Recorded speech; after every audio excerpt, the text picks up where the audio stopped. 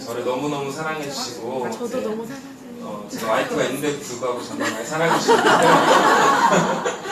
가끔 이제 사업을 하다가 여러 가지 많은 종류의 사람들을 만나기도 하고 여러 가지 상황들을 겪기도 하는데 스폰서님이 되게 일관되게 저희 성공을 빌어준다는 건 되게 중요한 것 같아요. 그래서 저도 이제 박재환님한테 되게 많은 도움을 받으면서 사업하고 있고요. 저희 또 상위 그룹장님 이선숙 사장님이시거든요. 와. 그래서 네, 항상 같은 사무실에서 뵙는 분이라서 가끔 되게 털털한 모습도 보여주시는데 그룹장으로서 되게 체계적으로 뭔가 그 그룹 리드해주시는 모습을 많이 배우고 있고 또 여러분의 그룹장님이신 이경사님께 제가 강의도 많이 들었지만 사업하시는 모습이나 이런 것들을 저희 다 전에 듣잖아요. 그럴 때 항상 존경하는 마음 가지고 배우고 있습니다. 네, 제가 오늘 강의 제목은 뉴스킨 성장이라고 했는데요. 예. 네, 분위기가 아침에 술도 한 잔 가능한가요? 네. 제가 부득이하게 맥주 한 잔을 마시고 강의 한번 한 적이 있었는데 정말 잘 됐었거든요. 네. 뉴스킨이라는 일이 저는 돈을 벌려고 뉴스킨을 해요. 뭐 되게 여러 가지가 이유가 있겠지만 저는 돈을 벌려고 뉴스킨을 하거든요. 근데 막상 하다 보니까 저 스스로의 성장이 많이 일어나는 것 같다는 느낌이 많이 들어요. 리더 사장님들이 많이 얘기하시죠. 이렇게 뉴스킨은 돈을 벌게 해주는 사업이 아니라 돈을 벌 수 있는 사람으로 이렇게 변화시켜주는 사업으로 얘기하는데 그게 정확한 말인 것 같아요. 그래서 뭐 그룹장님하고 이렇게 미팅하다가도 농담으로 뉴스킨 잘하는 사람은 김치찌개도 잘 끓인다고 그러시는데 무슨 의미인지 조금씩은 알 것 같아요. 예, 그래서 제가 뉴스킨 시작하면서 어떤 과정을 통해서 사업을 시작하게 됐고 어떻게 사업하고 있고 또 그 과정 느꼈던 것들 제가 스스로 성장했던 것들 위주로 말씀드릴 거고요. 아무래도 저는 여러분하고 그룹도 사실 라이언 라인 안에 있지만 그룹도 다르고 저는 여러분의 상황을 몰라요 전혀.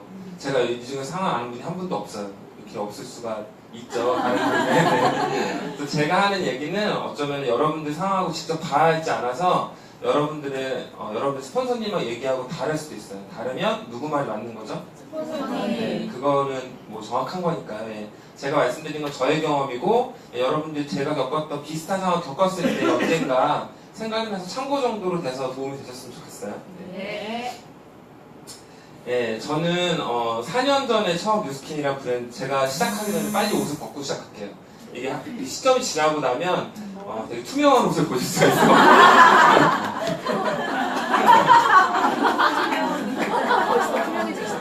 좀 약간 투명해졌어요. 제가 논산에 한번 강의를 이모센터 있잖아요. 논산에요. 거기 강의를 갔다가 하늘색 셔츠를 입고 갔는데 옷을 벗는 타이밍을 놓친 거예요. 그래서 험한 꼴을 한번 당했어요.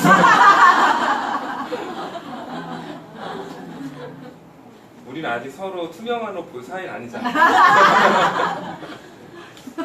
옷을 벗었으니까 본격적으로 시작해 보겠습니다. 네. 4년 전에 저는 뉴스킨이라는 브랜드 처음 들었어요. 여러분도 아마 비슷하실 수도 있을 것 같아요. 네트워크 마케팅을 어릴 때부터 꿈으로 가지고 있다가 막 회사 선택해서 들어오신 분보다는 뉴스킨을 먼저 접하시게 되시고 아 이게 네트워크 마케팅이라는 거구나 하고서 공부하시게 된 경우가 대다수겠죠. 예. 저도 그랬고 제 주변에 네트워크 마케팅을 하는 사람이 제 팀 말고는 아무도 없어요. 지금도. 네. 저한테 아무도 컨택하지 않았고 심지어 아메이가 됐든 허벌라이프가 됐든 저한테는 아무도 컨택을 안 했어요. 왜 그런가 이제 생각해 보니까 여러분은 삼성을 다니는 연복 이렇게 직장인한테 컨택을 하시나요? 주로 안 하시죠. 네, 그게 이유였던 것 같아요. 저한테는 안 할 거라는 생각을 지레 짐작하고 컨택을 안 하신 거죠. 사실 저는 여기에서 강의까지 하고 있잖아요. 그러니까 사람이 어떤 상황에 있을 때 밖에서 봤을 때는 그 사람이 뭐 이런 이유로 뭐 선택하겠다 안 하겠다 판단해야 될지 모르겠지만 막상 그 속에 들어갔을 때 그 사람한테는 필요가 있을 수도 있는 거거든요. 그래서 여러분의 그 컨텐츠 리스트에 만약에 돈을 많이 번다거나 직장이 좋다거나 여러 가지 이유들로 배제하신 명단이 있다면 다시 한번 그 명단 작성을 해보세요. 그리고 그분들한테 직접 만나서 하기가 어려우시면 뭐 자료를 전달하신다든지 아니면 우리 스폰서님은 그분보다 낫지 않나요? 기본적으로. 그러니까 스폰서님하고 같이 컨택하시면 팀 안에 되게 다양한 사람들을 더 많이 담을 수 있을 것 같아요.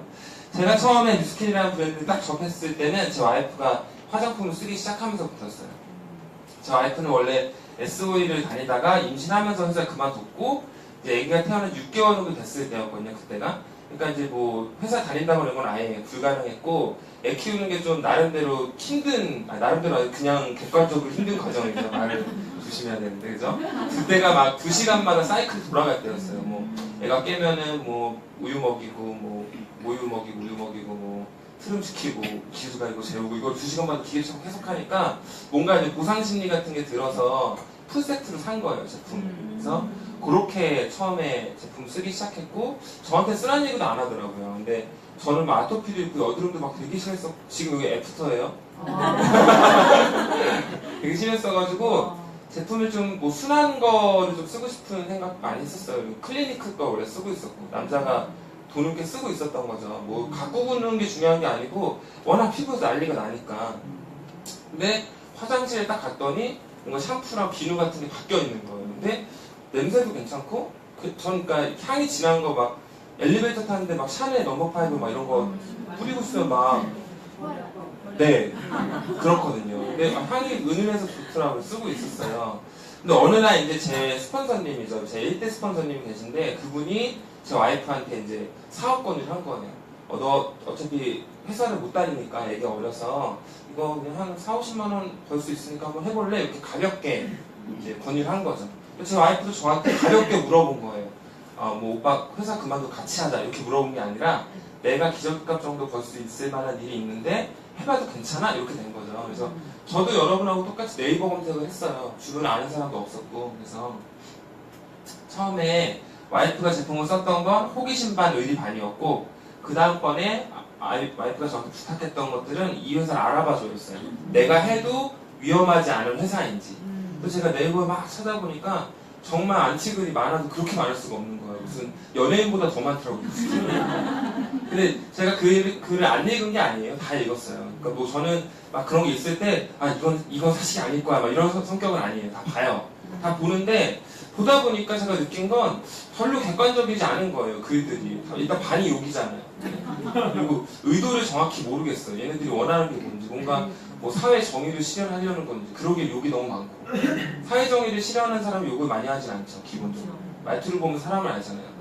근데 안티글을 쭉 보다 보니까 별로 신뢰할 만하지 않은데 뉴스킨이 좋다고 말하는 건 딱 몇 가지 정해져 있어서 그걸 확인해 본 거예요. 근데 그 중에 제가 뭘 확인해 봤냐면 저는 원래 삼성 화재라는 회사에서 그때는 인사팀에 일하고 있었는데 원래 보험 만드는 일을 했었고 법인 컨설팅이라고 해서 이제 효성이나 뭐 KCC 이런 화학회사들이 1년에 그 화재 보험료 있죠. 그럼 50억씩 내요.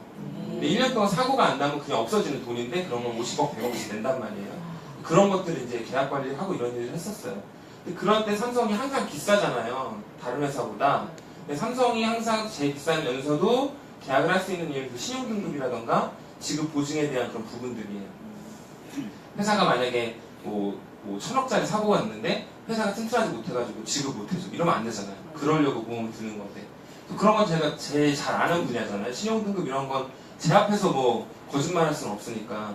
근데 신용등급이 무슨 회사의 5A1인데 여기 뭐 구글이랑 마이크로소프트 같은 등급이라는 거예요. 그래서 이거 되게 호기심이 일더라고요. 내가 보기엔 그냥 화장품 회사고 제품 좋은 건 알겠는데 화장품 회사인데 여기가 뭐 구글이랑 마이크로소프트보다 거기만큼 등급이 좋아? 심지어 코카콜라랑 같아?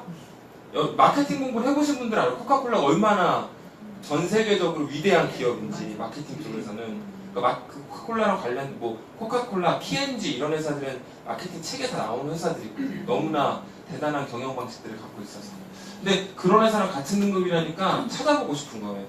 그래서 DMB라는 사이트 여러분 안 가보셨죠? DMB라는 회사가 있다더라 정도 아시는데 전 확인하는 성격이라서 가봤어요. 가봤더니 제가 일단 회원가입을 해야지 볼 수 있는데 개인 회원가입이 안 돼요. 기업으로 회원이 가입이 돼요. 사업자 등록번호 넣어야 되더라고요. 그래서 제가 와이프가 50만 원 벌자고 저한테 물어본 건데 사업자 내가지고 알아볼 수는 없어요. 그래서 제가 자산운용 파트에 있는 동기한테 부탁을 했어요. 자산운용 파트라는 데 무슨 부서냐면 제가 다니던 삼성화재라는 회사는 자산이 한 20조 정도 돼요. 그리고 여러분이 잘 알고 있는 삼성생명이라는 회사는 자산이 100조 가까이 돼요.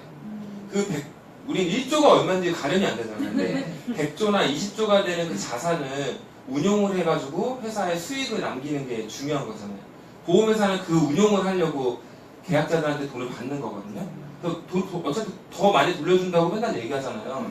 더 많이 돌려주는데도 우리가 할 수 있는 이유는 오랜 기간 갖고 있으면서 우리 그걸로 수익을 내는 거예요.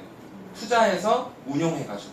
그러니까 회사가 그런 건 잘 알고 있겠죠. 근데 회사는 그 등급을 그 권한을 갖고 있으니까 여기다 이제 확인해 달라고 한 거죠. 제 동기는 권한이 없다고 선배한테 다시 메일을 재조성해줘서 다시 답을 받아서 저한테 보내줬어요. 내용이 뭐였냐면 제가 첫 번째 물어봤 질문은 이제 삼성 사람들은 뭐든지 세 가지로 얘기해요. 진짜예요. 보고서에도 항상 1, 2, 3이 있어요. 네, 사성이었으면 만약에 4개씩 했을 거예요. 근데 삼성은 3개씩 해요. 그래서 질문을 3가지로. 첫 번째, D&B라는 회사가 정말 좋은 신용평가 회사냐? 왜냐면 제가 등급을 먼저 물어보지 않았어요. 우리가 만약에 뭐 여기 등급이 좋다고 얘기하는데 그 회사가 만약에 허술하면 상관 의미가 없죠. 먼저 좋은 신용평가 회사가 맞냐 했더니 거기에 대한 답이 왔고 이 5A1 등급이 맞냐 그것도 물어봤고 세 번째로 여기가 코카콜라나 마이크로소프트랑 같은 등급, 구글이랑 같은 등급이라는 게 맞냐 그 세 가지 보냈더니 세 개의 답이 온 거예요. 첫 번째 D&B라는 회사는 세계 최고 수준의 신용평가 회사가 맞다. 그리고 여기는 무디스의 모회사고 무디스는 우리나라 IMF 한국 니네 더 이상 안 되겠으니까 구조조정하라고 나라의 신용을 평가하는 회사가 무디스예요. 그만큼 단어가 겹치니까 그만큼 신뢰를 할 수 있는 회사인 거죠. 국가의 신용을 평가하는 회사만큼 신뢰할 수 있는 회사가 어디 있겠어요. 그죠? 근데 그 회사의 모회사가 회사들의 신용을 평가하는 D&B라는 회사인 거예요. 그러니까 그 대단한 회사죠. 예, 거기에서 전 세계 대다수의 회사들에 대한 신용평가를 진행하고 있고 거기서 나온 평가 등급을 가지고 회사들 투자를 하고 거기에 뭔가 프로젝트 진행하고 하는 거예요. 그래서 결국에 이제 제가 확인한 그 한 가지 때문에 나머지 여러분들이 만약 뉴스킨에 어떤 사업을 할지 말지 검토하는데 100가지의 정보가 있으면 100가지 일일이 다 확인하실 거예요? 아니면 그 중에 중요한 몇 가지를 확인하실 거예요? 저는 중요한 몇 가지 확인한 거예요. 이거랑 뉴욕 증시 가면 확인할 수 있죠? 공정거래위원회 가면 확인할 수 있죠? 이런 것들 몇 가지면 돼요. 거기에서 이미 제가 와이프한테 줄 수 있는 답은 정해진 거죠. 와이프가 뉴스킨 돈 많이 벌어 물어본 게 아니잖아요. 네, 왜냐면 와이프가 저한테 질문을 했고 제가 그 대답을 안 하면 싸우니까 제가 알아본 거잖아요, 이거를. 그러니까 질문한 것만 물어보면 되는 거예요. 아, 이 회사는 우리가 걱정할 만한 수준의 회사가 아니야. 그러니까 해보고 싶으면 해봐. 내가 도와줄게 했으면 도와줄게라고 제가 실수를 했죠, 거기서. 근데 이제 와이프가 그때 처음에 딱 이제 일을 시작하기로 하고 나서 사팔 트레이닝을 받잖아요, 우리. 그거를 어떻게 하다 저도 같이 받게 됐어요. 사팔 트레이닝 받으면서 그때 박지한 사장님이란 분을 처음 만났고 아 저런 사람이 하는 일이라면 나쁜 일일 수 없을 것 같은 거예요. 이미 다 알아봤는데도 이제 여기는 여전히 선입견이 어딘가 남아있는 거죠. 저런 분이 하는 일이면 괜찮을 것 같다는 생각이 들었어요. 그러니까 저도 이제 돌아와서 생각해보면 사실은 그 사팔 트레이닝을 받을 때 사업 결정을 하지 않았나 싶어요. 이때는 회사가 괜찮다는 평가를 했던 거고 내가 이 사업을 하고 싶다고 느낄 때는 또 사람을 보고 판단하는 것 같아요. 저도 지나고 나서 하는 생각이에요.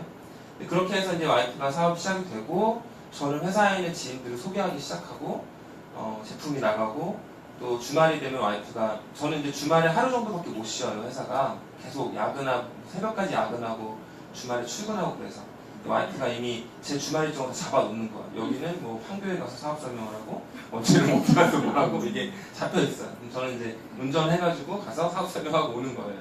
이런 거 1년 정도 해왔던 거죠. 그 과정에 와이프는 저한테 되게 막 책을 많이 읽히고 강의를 많이 들으라고 한다는 거예요. 그래서 저도 처음에는 언뜻 이해가 안 가는 게 제가 강의를 막 듣기 전에는 화장품 회사가 왜 강의를 들으라고 하지? 뭐 세일즈 강의인가? 세일즈 강의도 아니에요. 책을 읽으려고 했는데 세일즈 책이 아닌 거예요.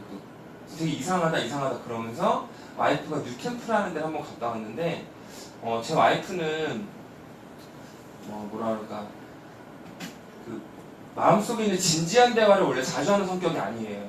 뭐 명령, 지시 이런 쪽으로 주로 많이 하는데 뉴캠프를 갔다 온 날 제가 충격을 받은 거예요. 그날 제가 이제 와이프가 갔으니까 아기를 제가 봤죠. 와이프가 저녁 때쯤 들어와가지고 저녁 때는 한 10시, 11시 거진 다들 들어온 것 같아요. 1박 2일로 갔다 왔는데 그 시간에 들어온 거예요. 그러고 나서 애는 자고 있으니까 둘이 맥주 한잔 마시고 얘기하는데 부부가 그날 맥주 2캔밖에 없었어요. 그러니까 술을 먹느라고 밤을 샌 적은 있어도 얘기를 하느라고 새벽 3, 4시까지 얘기한 건 그때가 처음인 것 같아요. 와이프가 완전히 뭔가 꿈이라는 거에 꽂혀가지고 왔는데, 저는 삼성에서 교육 관련된 쪽에서 일을 했었거든요. 근데 제가 삼성에서 느꼈던 것 중에 하나가, 아, 교육이라는 건 의미가 없구나, 이런 거였어요. 왜냐면 애들을 신입사원으로 뽑아가지고 2달 동안 그룹 교육을 막 시켜요. 그럼 2달 지나면 딱 원상복구가 돼요, 애들이. 딱 연수원 끝날 때는 뭔가 바뀐 것 같은데, 이제 두서 배치 시켜가지고 일 시키면 2달 만에 딱 돌아와요. 원래 본연의 인성으로. 그래서 아, 교육 같은 건 의미가 없구나. 그러니까 마취학 같은 거구나 생각했는데, 제 와이프가 달라지는 모습이 보니까 너무 놀라운 거예요. 책을 읽으라고 하고, 강의를 들으라고 그러고, 어디 1박 2일 갔다 오더니 막 꿈에 대해서 막 새벽 4시까지 얘기하고, 막 대체 이 회사가 무슨 회사지? 이상한 거죠. 그래서 제가 강의를 막 듣기 시작했어요. 1년 동안 출근할 때 제가 보통 100개라고 그냥 표현하긴 하는데, 거의 하루에 하나씩은 들었던 것 같아요. 퇴근할 때 만약에 제가 술이 안 취해 있고 제정신일 때는 하나 더 듣고 이렇게 해가지고, 근데 그렇게 들었던 강의 내용들이 어쩌면 지금 제가 말하는 모든 것들을 다 만들어준 것지도 모르겠어요. 저희는 사업 시작할 때 새로 만들어내면 아무것도 없잖아요. 선배 사업자들이 만들었던 걸 내가 어떻게 조합해서 쓰는지인 거지, 내가 개발할 필요는 없잖아요, 이 일은요. 저는 원래는 공부를 잘해서 그냥 그대로 잘 살겠거니 생각했던 그냥 그런 사람이었거든요. 제가 사실은 공부를 잘하면서도 막 범생이란 말 있죠. 그런 말을 되게 안 좋아해요. 그러니까 세상 물정 모르고 공부만 해가지고 막 이런 걸 별로 안 좋아해가지고, 그래서 막 해병대도 가고 나름대로는 이제 뭔가 영역을 넓혀보려고 노력도 많이 하고, 친구도 다양한 뭐 감옥 가는 친구도 만나고 여러 가지 친구들 만나고 그러는데, 근데 제가 어쨌든 몸담고 있었던 곳은 그냥 공부를 잘해서 잘 살 거라고 가르쳐 주셨던 그 안에서 머물러 있었던 거죠. 제가 삼성을 들어갔을 때도 뭐 복잡한 기준이 있었던 게 아니라 그냥 돈을 많이 주는 데를 찾아서 들어간 거예요. 대신에 이제 그냥 회사가 알려주는 거 말고 회사 다니는 선배들을 만나가지고 미리 알아보고 한 거죠. 그러니까 아까 회사 뉴스킨 처음 알아보기가 비슷할 수도 있어요. 여러분들이 빨리 신뢰하고 빨리 행동을 시작하는 것도 되게 중요한데, 제가 점점 시간이 지나서 느끼는 게, 와, DMB의 5A1 신용등급은 사업자한테 되게 중요한 부분인데 왜 이걸 알아본 사람이 그렇게 없을까 하는 생각이 문득 들었어요. 여러분들 너무 자기의 판단을 외부에 맡기고 사업을 시작하지 않았나? 그런 생각이 들거든요. 근데 사업을 빨리 시작하는 건 저는 무조건 찬성이에요. 왜냐면 그만큼 자기가 쌓을 수 있는 시간이 늘어나는 건데. 근데 중요한 거는 중간에 흔들리니까 문제인 것 같아요. 자세히 알아보고 제대로 내가 확신을 갖고 있으면 중간에 흔들릴 일이 없는데, 아, 이 사람이 그랬으니까 이건 이런가 보다 하고 쭉 넘어갔다가 갑자기 나중에 내가 직접 알아본 게 아니기 때문에 흔들리더라고요. 그게 너무 오히려 시간을 낭비하는 것 같은 느낌이라서, 근데 저는 삼성 들어갈 때도 먼저 회사 다니는 대리나 과장 선배한테 물어봤어요. 어디가 돈을 많이 버는지.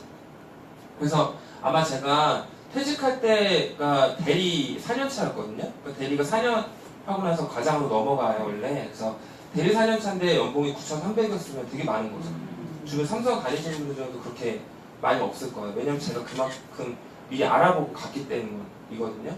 그래서 저는 요새 신생회사도 많이 생기고, 네트워크 회사들, 그리고 뭐 아메이도 있고 허블라이프도 있고 회사들이 많잖아요. 그중에 좋은 회사도 있고 나쁜 회사도 있고 쓰레기 같은 회사도 있고 막 이런데, 저는 그런 게 막 생겨나고 뭐 심지어 저한테 컨택도 해요. 근데 별로 안 흔들려요. 왜냐면 잘 알아보고 시작했기 때문에. 여러분들이 아, 나는 잘 안 알아보고 시작해서 망했어 이렇게 생각하실 필요 없어요. 지금부터라도 내가 좀 더 채워가면 돼요. 그런 것들. 그래서 제가 고등학교 때, 저는 원래 의정부에서 학교를 다니고 지금도 의정부에 사는데, 의정부에 있는 고등학교를 안 가고 외국 간 거 정말 잘했다고 생각해요. 제 지경이 좀 넓어진 것 같은 느낌? 제 친구들이 공부만 잘하는 게 아니라 다 잘 살아요. 다 55명이 한 반이면 40명 정도가 다 강남 출신이어가지고 부모님들이 이미 부자인 아이들의 생활은 진짜 다르거든요. 그게 어릴 때는 그냥 티셔츠 브랜드가 달라요. 근데 뭐 대학교를 가고 이러면 뭐 타는 차가 달라지고, 뭐 결혼할 때 또 뭐 그런 만들어지는 것들이 틀리고 이러죠. 예, 저는 그냥 보통 여러분들 뭐 결혼할 때 다 예식장에서 했죠. 예, 저도 예식장에서 했어요. 원래 예식장에서 하는 거잖아요, 결혼식은. 친구들은 신라 호텔에서 해요. 호텔은 자는 데 아니에요? 거기서 결혼식 하는지 모르겠는데 아예 달라요. 그러니까 뭐 예를 들어 우리 집보다 뭐 조금 잘 살아 이런 게 아니라 우리의 10배, 20배 이렇게 잘 사는 거예요, 친구들이. 심지어 이건희에서 막내딸도 저희 반이었어요.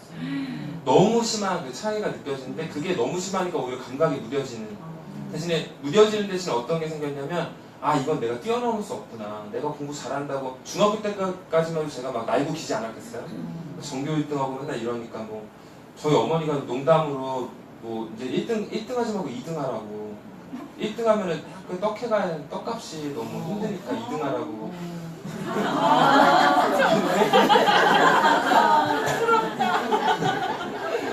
고등학교 갔더니 완전히 이제 달라져 버린 거예요. 아 공부 잘하는 거는 어느 정도까지 그 다음에는 돈이 되게 중요하구나를 이제 알게 되는 거죠. 돈이 그러니까 막 시기 질투 이런 게 아니라 돈이 얼마나 좋은지 제가 마음껏 본 거예요 진짜. 마음껏 봤어요. 저는 고등학교 때부터 압구정동에서 술 먹었거든요. 친구들이 다 여기서 술을 먹으니까 저는 압구정에서 술을 먹으면 집에 가기가 상당히 곤란해요. 신데렐라처럼 막 3호선 타고 뭐 1호선 타고 이렇게 몇 시간 딱 지나면 집에 못 가니까. 그죠? 그럼 어머니가 막 안쓰러운 거예요. 막 아들이 고등학생이 그 친구들하고 술 한잔 했는데 그 먼 데서 집까지 오는데 얼마나 고생했어요. 그러니까 아침에 두곡도 끓여주시고 뭐 이렇게 해주셨는데 저 때 제가 이해했던 세상이라는 거는 아 돈은 진짜 좋은 거구나. 근데 그 돈 벌 방법이 공부는 아니구나라는 느낌을 좀 많이 가졌던 것 같아요. 그래서 제가 그렇게 돈 버는 게 중요하면 그 연봉 좋은 데서 다니면 되는데 문제는 이제 회사에 들어갔을 때 제가 알게 된 것들이 이제 생기는 거죠. 예를 들면 이제 제가 고음 만드는 일을 했었잖아요. 고음 만드는 일을 한다는 건 계속 미래를 예측하는 일인 거예요. 지금의 100만 원이 나중에 얼마일지, 나중에 1억을 만들려면 얼마 모아야 될지, 뭐 이자율이 어떻게 될지, 지금처럼 이자율이 5%, 6% 이렇게 가면 얼마가 되고 1%, 2% 때 얼마가 되고 이런 걸 계속 계산하는 일이거든요. 보험을 엑셀로 만들어요. 프로그램 뭐 컴퓨터로 돌리는 게 아니라. 그러니까 계속 그 머리로 그 생각을 하니까 답이 안 나오는 느낌이 어느 순간 들었고요. 그러니까 직장을 다니는데 여기서 연봉이 좋은 건 좋은데 그건 다닐 때잖아요. 그리고 이미 수명 제가 왜냐면 100세, 110세 막 이런 보험을 막 계산해가지고 만들고 있는데 우리는 50세 좀 넘으면 퇴직하는 회사를 다니고 있고 그때 내가 50세 만약에 어쩜 이런 거잖아요. 내가 회사를 뭐 20 몇 살부터 다녀가지고 50 몇 살까지 다니면 30년 동안 회사 다닌 거 말고는 아무것도 할 줄 모르는데 그때 딱 나와가지고 나한테 단돈 얼마 있으면 그걸로 할 수 있는 게 없잖아요. 너무 어느 순간 두려운 거예요. 게다가 그러다가 인사팀까지 갔어요. 인사팀 가가지고 했던 일이 인력 운영이라고 뭐 승진 발령 아니면 누가 부서장이 될지 누가 임원이 제 미래를 정확히 보는 일이죠. 회사 안에서 내가 어떻게 승진할지 내가 어디로 발령이 나는 그런 로직 같은 게 있거든요. 다 알죠? 부서장 되려면 어떤 부서장 될 때 저희가 이제 A4지 한 장에 뭐 사진 들어가고 고가평가 들어가고 뭐 인물평이라는 게 한 장씩 나와요. 거기 예를 들면 이 사람 신앙이 너무 깊어서 조직 관리를 하는데 술을 안 마셔 아웃 뭐 이런 식인 거예요. 그러니까 어떤 게 있으면 회사가 어떤 사람을 좋아하는지 대충 가물은 알죠. 그냥 쉽게 얘기하면 회사에 잘 바르는 사람을 좋아하잖아요. 그렇죠. 예.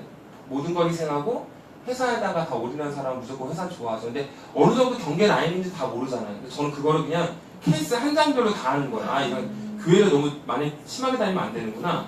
뭐 술을 간이 건강한데 술을 안 마시면 안 되는구나. 예를 들어 뭐 이런 것들. 뭐 지시를 했는데 본인 중간에 더 뚜렷하면 안 되는구나. 뭐 이런 게 쫙 나오는 거예요. 케이스별로. 그거 보니까 재미가 뚜렷이 보이는데 그거 보고 다니는 게 미친놈이죠. 그죠? 몰라서 다니는 거지. 게다가 제가 했던 일 중에 하나가 효율화라는 일이에요. 여러분들이 명예퇴직, 희망퇴직으로 알고 있는 그 일이 인사팀 문서에는 효율화라고 써있어요. 그리고 그룹에서 요새 뭐 삼성이 뭐 최지성 미래전략실장이라는 분이 내가 최윗선이다 뭐 이런 얘기가 각 계열사는 각자 독립적으로 경영을 한다. 그룹은 아무 통제를 하지 않는다. 거짓말이죠. 저는 그룹 지시 받고 일했는데 이재용 부회장 지금 감싸주려고 뭐 자기가 최윗선이라고 이재용 회장 만들려고 지금 하는 거 중학교만 나오면 다 하지 않아요 우리? 다도 아는데 그거 자꾸 아니라고 막 저러니까 너무 저는 이재용 부회장이 저러고 나와서 삼성에서 리더가 될 수 있을까 싶어요. 우리가 좋아하는 리더예요? 자기 부하 직원 밑에 숨는 게 자기가 여러분이 선호하는 리더인가요? 저런 때 내가 잘못했다고 얘네들 잘못 없다고 들어가는 게 리더 아니에요? 맞아요. 네. 전 여기서 뭔가 대단한 실수를 하고 있는 것 같아요. 어쨌든 저는 그룹에 지시 받고 일했어요. 그룹에서 그룹의 인사 담당하는 라인이 따로 있고 저희는 회사 안에서도 있지만 이미 그룹에서 들어온 지시를 회사가 얼마나 잘 따라하는지에 따라서 우리 사장이 평가를 받아요. 2년짜리 사장이거든요. 월급 받아요. 삼성화재는 어떤 사람들이 사장을 하냐면 전자에서 잘 나가는 임원이 삼성화재에서 사장을 2년 동안 잘하면 다시 전자로 가서 좋은 자리를 찾는 거예요. 삼성화재에 아무 미련이 없죠. 예, 삼성화재에 5년 후, 10년 후가 중요할까요? 2년 내에 성과가 나는 게 중요해요. 사장은 꼭두각시예요. 그룹에서 주는 일이 더 중요해서. 그래서 그룹에서 지시가 어떻게 내려오냐면 제가 이 얘기는 원래 자세히 안 해요. 자세히 안 하는데 조금 더 하는 이유가 이거를 막 연합강의장에서는 좀 부담스러워요. 회사에서 했던 그게 좀 내밀한 부분인데 그룹 인사 라인에서 1년 동안 삼성화재라는 회사에다가 200명을 내보내라고 지시가 나와요. 근데 그 200명이 연봉 얼마 기준 이상 뭐 이런 식으로 이제 딱 목표가 나오는 거죠. 여러분 영업부서에서 목표를 못하면 그 부서가 어떻게 돼요? 네, 평가가 안 좋겠죠. 뭐 A 받을 거 뭐 C 받거나 이렇게 되겠죠. 인사팀 똑같은 거예요. 근데 저희는 사장, 삼성은 인사랑 관리가 제일 중요하거든요. 그거를 못하는 리더는 필요 없어요. 삼성에서는. 그러니까 사장, 인사팀장, 인사파트장 다 평가가 안 좋은 거예요. 그러니까 거의 목을 맬 수밖에 없는데 우리가 해고를 할 수 있다면 차라리 더 쉬웠을 것 같아요. 여러분 회사가 해고를 하기 되게 쉽지 않아요. 예, 지금 뭐 노동법이 바뀐다 어쩐다 뭐 쉬운 해고를 하게 한다 못한다 이러는데 지금 현재 기준으로 회사가 함부로 사람을 못 잘라요. 막 성범죄를 일으켜가지고 내보내도 그 사람이 나가서 심지어 1인 시위를 해요. 성추행한 거랑 내 회사 다니는 거 무슨 상관이냐. 그러니까 뭐 더군다나 성과 안 좋다고 직원을 자르는 건 뭐 말도 안 되고. 근데 그런 것들이 있으니까 한 명 한 명 상담을 통해서 내보내야 돼요. 본인의 의지로. 그리고 예를 들어 딱 200명을 한 번에 쫙 내보내도 안 돼요. 단체 행동을 하니까. 지금 삼성에서 퇴직한 사람들 뒤에서 호시탐탐 노리면서 누가 부장님 퇴직하면 하잖아요. 삼성이 노조가 없죠. 노조 만들려는 사람 다 컨택해요. 우리랑 같이 좀 해보지 않겠냐. 내가 조금 이렇게 끌어줄 텐데. 이렇게 하면서 그 사람들은 자꾸 이제 뒤에 있는 뭔가를 캐내가지고 회사에다 하려고 막 노리고 있거든요. 항상. 그래서 그 노조라는 게 저는 긍정적인 의미도 있지만 사실은 부정적으로 악영향을 너무 많이 받기 때문에 저는 반반이에요. 사실. 중요한 조직이고 뭔가 균형을 맞추는 건 맞는데 거기에 분명히 안 좋은 일도 가능성도 있는 것 같더라고요. 그러니까 저는 이 인사팀에 있었기 때문에 치우친 입장이니까 너무 일반적으로 생각하지 마세요. 좀 하고 나니까 위험한 느낌. 노조는 필요하죠. 네. 근데 저는 이제 상대방 측에 있었으니까 너무 그 비열하게 이용한 사람도 많아요. 아니, 성추행해서 내보냈는데 그건 아니잖아요. 그죠? 네. 그런 것들이 있으니까 저는 제 미래가 뻔히 보이는 거예요. 제가 삼성에서 연봉 그 정도 받고 있으면 그럴듯해 보이죠. 사실. 괜찮아 보이잖아요. 근데 실상은 안 그런 거예요. 그게. 제가 받는 월급, 세금은 또 얼마나 많이 들어요. 삼성은 월급을 주는 구조가 연말에 성과급으로 막 2천만 원씩 주고 막 그러거든요. 그러니까 제가 연봉이 9천이면 그 중에 한 2,500은 연말에 나오는 거예요. 세금기가 어쩌고 받으니까. 그렇게 받으면 2천이 남아야 되잖아요. 제가 보통 1월이나 2월달에 받거든요. 그 성과급을, TS라는 성과급을. 2천을 받으면 2천이 남아야 되잖아요. 2천을 받았는데 없는 거예요. 200밖에 없어요. 1,800은 1년 동안 차근차근 써놨던 마이너스 통장에 이제 들어가요. 200만 원이 진짜 애매한 200만 원을 뭐 할 수가 없는 돈이에요. 딱 와이프 가방 하나밖에 못 사요. 와이프 정확히 그 사실 알고 있죠. 그래서 가방을 그냥 하나씩 사는 거죠. 그리고 한 일주일 동안 행복해요, 우리 부부는. 그리고 다시 일주일이 지나면 내년을 기다려요. 그리고 반복되는 거예요. 직장인은 절대로 돈을 못 모아요. 네. 여러분, 제가 가끔 요새 뉴스키나다 놀라는 건데, 뉴스키나, 저는 삼성 다닐 때 저만큼 버는 사람들 사이에 있었잖아요. 뉴스키나다가 제가 놀라는 사실이 있어요. 한 달에 월급이 200이고 애버리인 가족이 생계가 되는 거예요. 저는 상상을 못했어요, 그거. 200만 원 갖고 어떻게 살지?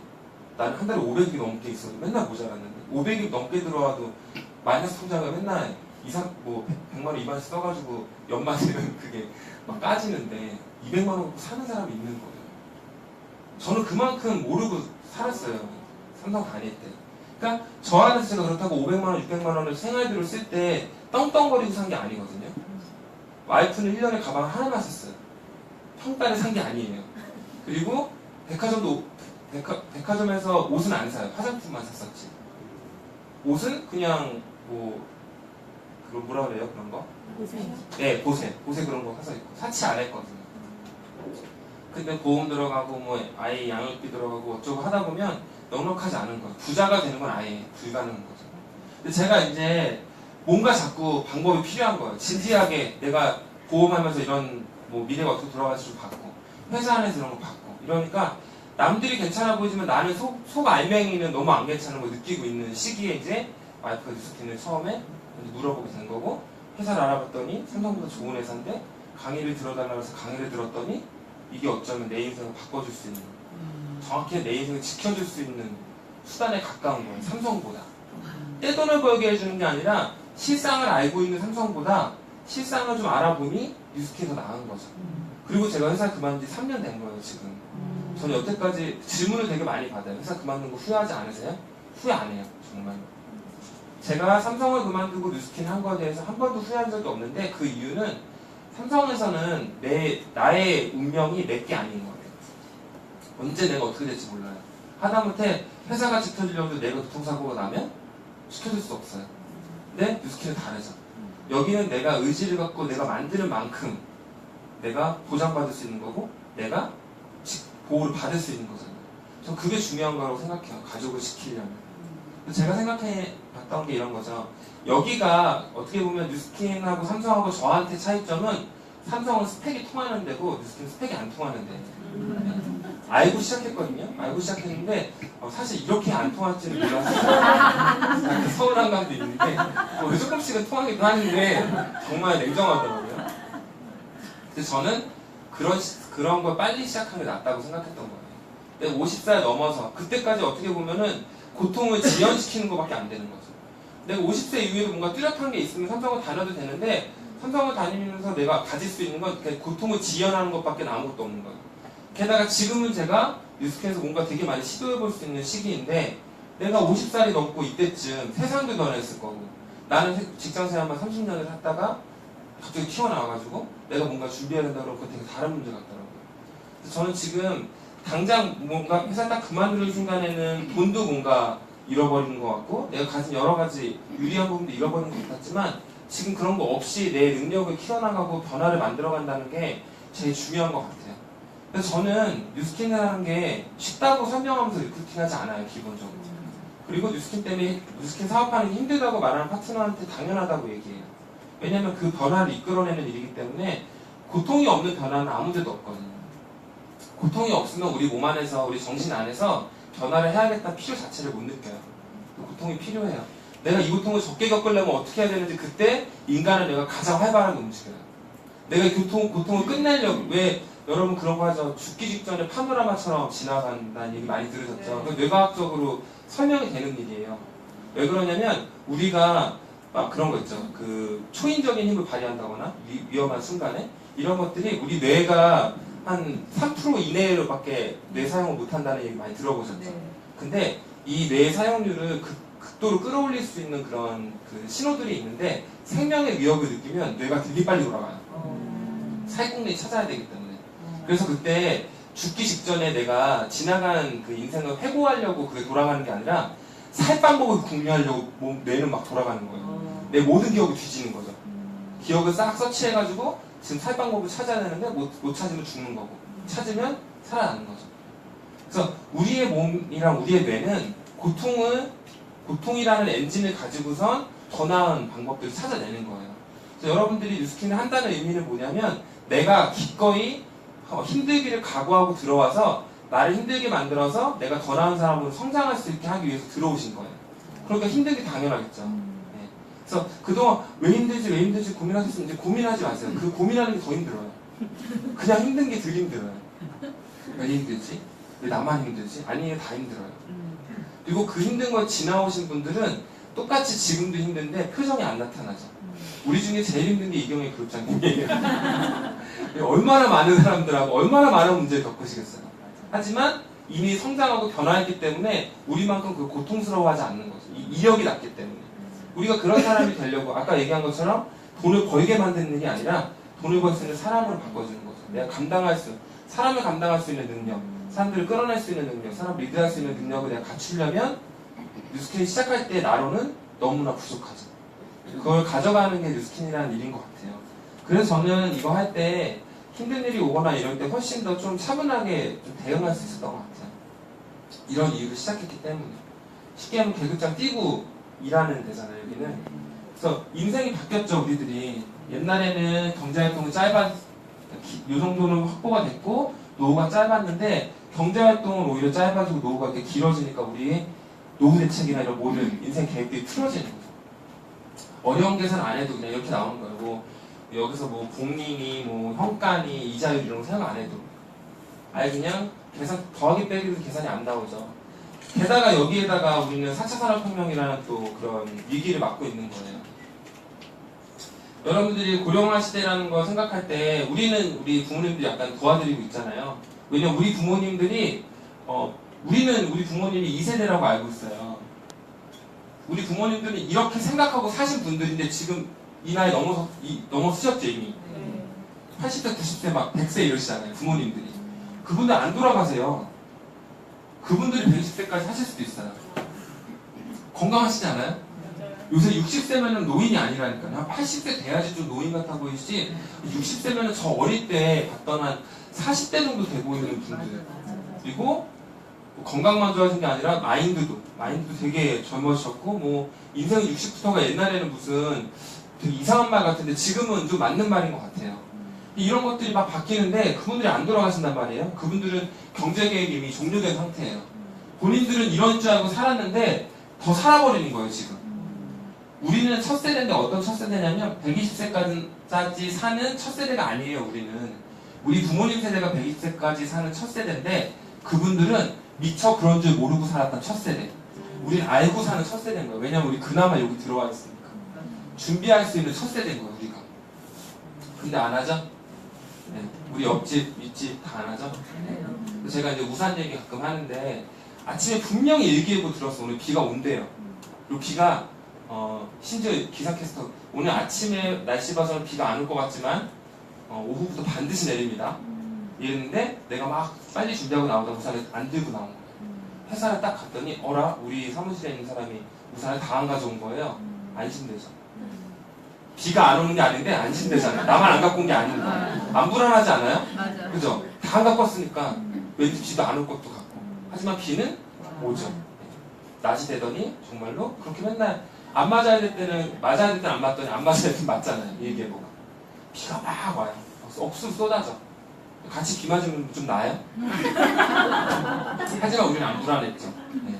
안 불안해서 행복한 건 아니잖아요. 그죠? 근데 비야 그냥 같이 맞으면 집에 가서 샤워하면 되는데 이건 그렇지 않은 거죠. 일단 길죠? 샤워 한 번 해서 끝날 게 아니죠. 이거는 이 60년은 어떻게 할 거냐는 거죠. 되게 심각해요. 이거 정말로 심각한 문제인데 이거 사람들이 왜 준비 안 하냐면 그러니까 첫 세대라 그랬죠? 우리 이전에 준비해본 세대가 없어요. 미국, 일본 다 없어요. 두 번째, 지금 괜찮거든요. 지금 뭐 5,000원짜리 커피 드시고, 그죠? 그리고 예를 들어 해외여행도 한 번씩 가시고, 차도 중형차, 대형차. 옛날에는 여러분 각 그랜저 생각나세요? 네. 정말 사장님들만 탔어요. 옛날에 각 그랜저. 요새 그랜저는 중형차예요. 네. 직장인들 한 30대 직장인들 어지간하면 그랜저 타요. 그냥. 좀 달라진 거, 그러니까 소비하는 패턴이 달라진 건데 상황이 달라졌다고 오해하는 거예요. 내가 잘 살고 있다는 느낌 같은 이게 남아있는데 오히려 이것 때문에 지금 그런 소비 패턴 때문에 이거 다 밀리고 있는 거예요 지금. 이때 그나마 얼마나 모아놨었는데 지금 다 써버리고 있잖아요. 그래서 이 노후생활 때 한 달에 얼마쯤 쓰고 싶으세요? 라고 물어보면 보통 200만 원이라고 얘기해요. 노인 부부 2명이 한 달에 얼마쯤 생활비가 필요할까로 얘기하면 대부분의 사람들이 한 7, 80% 이상이 200만 원 정도라고 얘기하더라고요. 우리도 비슷하죠. 한 달에 200 정도. 지금 가치로 200 정도 있으면 좋겠다고 생각하는데 200을 60년 동안 쓰려면 여기에서 딱 은퇴할 때 12억에서 15억이 있어야 돼요. 이때까지 12억에서 15억을 모아 놓으면 되는 거예요. 그럼 그걸로 내가 평생 할 수 있어요. 근데 여러분 이때까지 지금 있는 빚은 다 갚을 수 있어요? 12억, 15억도 여러분이 왜 느낌이 없냐면 이게 오히려 뭐 2, 3억이었으면 오히려 모으고 싶었을 텐데 12억, 15억은 어차피 못 모으는 거니까 어차피 내 옆사람도 못 모을 것 같고 다 못 모을 것 같잖아요. 그거. 그러니까 마음 편한 거예요. 아예 딴 나라 얘기 같으니까. 그러니까 아예 불가능한 거죠. 이게. 그래서 누가 누굴 부양할 수 없어요. 우리 집에서만 문제가 아니라 나라로 보면 얘네들이 다 먹여 살려야 돼요. 세금으로. 불가능하죠. 나라가 지켜줄까요? 우리 지금 나라 꼴이 지켜줄 나라 꼴인가요? 뭐 정치적인 얘기 하면 안 되니까. 근데 저는 뭐 좀 나아질 거라고 기대를 하지만 어쨌든 지금 상황을 봤을 때 패턴이라는 게 있잖아요. 대통령이 한 명 바뀌고 뭐 어떻게 된다고 나라가 확 바뀔 것 같아 보이지 않죠. 그리고 심지어는 스웨덴이나 이렇게 복지가 잘 된 나라들이 지금 또 문제에 봉착했어요. 우리나라 복지가 안 돼서 욕하죠. 근데 스웨덴 이런 나라들은 또 복지가 너무 강화돼서 사는 사람들은 좋은데 노동 의지가 없고 사람들이 너무 그냥 안이한 거예요. 또 거기 나름대로. 또 세수 부담이 점점 올라가고 많이 걷어야 나눠줄 수 있는데 거둘 데가 없는 거예요. 다 줘버리니까 일을 안 해가지고. 그래서 뭐 나라들이 겪고 있는 문제들은 뭐 우리나라의 문제 아니면 미국의 문제 이렇게 한정 지을 수 없어요. 우리가 준비해야 될 건 그러니까 내 인생 하나라도 뭔가 건설해야 되는데 그걸 아무도 지켜줄 데가 없다는 거죠. 여러분의 보험 이런 거 아니라는 거예요. 그래서 이제 제가 지금 만 37인데 만 55세까지 보통 삼성에 있으면 다녀요. 삼성에는 그리고 그 부장이 아니라 그 자녀가 대학교를 가면 학자금을 줘요. 삼성은 복지가 빌려주는 게 아니라 이렇게 줘요. 학비를. 근데 저처럼 대학 졸업하고 삼성 들어온 사람 거의 다 못 받아요. 애들이 곧 대학생 되기 전 다 그만두거든요. 운전 기사분들이 좀 근무 기간이 기세요. 그분들이 오히려 받아가세요. 그분들이 받는 게 나쁜 건 아닌데 저처럼 그러니까 저의 미래잖아요. 저의 미래 삼성에서 대졸로 들어가서 뭐 연봉을 많이 받는다고 말하는 그 사람들은 다 못 받고 다 퇴직해요. 애들이 중고등학생일 때. 이제 돈 들어갈 때가 이제 차고 남았는데 그때 나가는 거예요. 그래서 명예퇴직하면 5억 받고 나가요. 5억이 근데 애들이 중고등학생일 때 5억이 내 수중에 있는 전액인 거예요. 주택대출 남아있죠 아직. 수입은 없죠. 애들 대학교 보내야 돼. 결혼시켜야 돼요. 그리고 60년을 살아야 돼요. 근데 치킨집을 하시는 분들이 있잖아요. 은퇴하고 치킨집 하시면 되게 모자란 사람 취급하실 필요는 없는 것 같아요. 그분이 그게 안 되는 걸 몰라서 하시는 게 아니에요. 정말 그거밖에 할 돈이 없어요. 5억 받았는데 애들 아직 대학도 안 갔는데 5억 다 투자해서 뭐 할 수 없죠. 그러면 한 반 줄여서 2억 3억. 또 뭐 어쩌고저쩌고 뭐 하다 보면 또 1억 2억. 이렇게 금액 맞추다 보면 결국 할 수 있는 게 뭐 치킨집 정도밖에 없어요. 김밥집. 김밥집은 김밥 싸야 되니까 힘들잖아요. 김밥집하고 치킨집의 차이가 뭔지 아세요? 김밥집은 절대로 그 와이프 입장에서 차리면 안 돼요. 김밥집 와이프가 김밥 싸고 남편 나가서 논대요. 근데 치킨집은 최소한 남편이 치킨이라도 튀긴대요. 그게 차이래요. 둘 다 드는 돈 비슷한데 그러니까 김밥집보다는 치킨집이 낫죠. 근데 이런 것들이 우리가 그냥 막연하게 생각하는 거랑 실제로 앞으로 다가올 거랑은 되게 다른 거죠. 뭔가 하면 그냥 내가 뭐 좀 적게 쓰고 살지 이렇게 할 수 있는 개념의 일들이 아닌 거예요. 그래서 이제 4차 산업혁명 얘기를 할 때 그냥 이 얘기 하나만 하는데요. 우리가 지금 알파고가 바둑으로 사람을 이겼죠. 그냥 완전 이긴 거예요. 더 없어요. 이제 완전 전 세계 최고의 고수 다 이겨버렸고 아예 완승을 다 해버린 거예요. 뭐 심지어는 한번 져줬다는 얘기도 있어요. 우리 그 누구예요? 우리 갑자기 생각이 안 나요. 이세돌하고 했을 때 한 판 이겼죠. 그 져줬다는 음모가 막 나오고 있어요. 왜냐면 그때 알파고가 중간에 업그레이드를 했는데 업그레이드 하기 전에 있는 그런 수들을 놨다는 거예요. 그리고 바둑하는 사람들이 왜 저기서 저런 악수를 두지 막 이런 게 의문이 있었다가 근데 뭐 어차피 그 다음에 다 이겨버려서 의미가 없으니까 얘기를 안 했지만 그냥 그 구글 입장에서는 인간한테 아직 시간을 조금 주고 희망이라는 걸 주고 싶어서 좋은 의도로 그랬을 거다 뭐 이렇게 대충 칼럼을 쓰고 그랬어요. 근데 어쨌든 중요한 건 뭐 그럼 어떻게 됐든 간에 완전히 이겨버렸어요. 지금 이제 뭐 누구였죠? 중국의 무슨 이름 지읒자 키역자 들어가는 사람이었는데 근데 그 사람은 완전히 이겼잖아요. 전 세계 랭킹 1위였는데 근데 그 사람 그 이기고 난 다음에도 업그레이드가 지금 몇 번 더 될 수 있기 때문에 그냥 사람이 기계를 이기는 건 이제 불가능한 거예요. 사람이 지능을 갖고 할 수 있는 모든 일은 이미 기계가 더 잘하는 거예요. 남은 거는 비용의 문제밖에 없죠. 사람을 쓰는 게 싼지 기계를 쓰는 게 싼지 이제 사람 한 명하고 비교하는 건 이제 무의미해요. 사람 10명을 고용하는 게 나은지 기계 하나 써가지고 이 기계 돌리는 게 나은지 이 바뀌는 거예요. 컴퓨터 한 대에 사람 한 대라고 착각하시면 안 돼요. 컴퓨터 한 대가 사람 10명, 100명, 1000명이 될 수도 있어요. 심지어 공장도 지금 자동차 공장 같은 게 원래 인건비가 싸니까 뭐 동남아나 중국에 이런 데 들어갔잖아요. 독일에서 아예 그냥 다시 가져가 버렸잖아요. 자동차 공장을. 아디다스는 운동화 공장을 그 기계 컨트롤하는 사람 몇 명 빼고는 아예 기계가 다 만들어요. 운동화를. 그러니까 그런 것들이 컴퓨터 한 대, 사람 한 명 이렇게 없어지는 게 아니에요. 그러니까 2030년까지 20억 개 일자리가 사라진다고 예측을 하는 거죠. 20억 개, 우리 20억, 그냥 억이나 조나 우리 하도 많이 들어서 무감각한데 전 세계 일자리가 40억 개예요. 그 중에 20억 개가 없어지는 거예요. 그러니까 여기 있는 분들이 뉴스킨 안 하는 분들이라면 2명 중에 1명은 13년 후에 그러니까 여기서 일자리가 사라진다는 의미는 아예 돈 벌 방법이 아무것도 없다는 거예요. 내가 지금 하고 있는 일자리만 없어진다는 의미가 아니에요. 일자리가 왜 없어지는 거예요?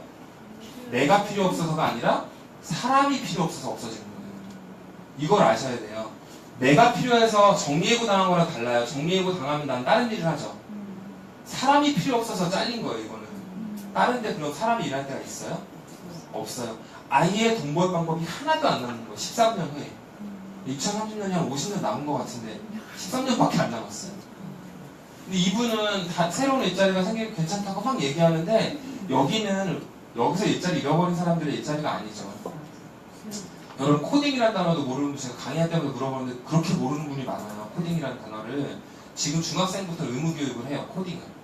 컴퓨터 그냥 프로그래밍 하는 걸 코딩이라고 그러거든요. 근데 여러분 그 프로그래밍 한다는 단어도 지금 모르시잖아요. 13년 후에 프로그래머가 되실 수 있을까요? 더구나 여기서 다른 일을 하시던 분들은 그 일 하느라 뭐 배울 시간이 없을 텐데 그분이 프로그래머가 될 수 있나요? UI, UX 디자이너가 될 수 있나요? 거기서? 안 되죠. 여기는 우리 꿈나무들이 가겠죠. 네. 하지만 그 꿈나무들이 얼마나 많은 사람을 부양해야 되는지 아까 보셨죠? 되게 심각해요. 사회가 이렇게 돌아갈 때 우리는 자연스럽게 신분제도를 떠올릴 수밖에 없어요.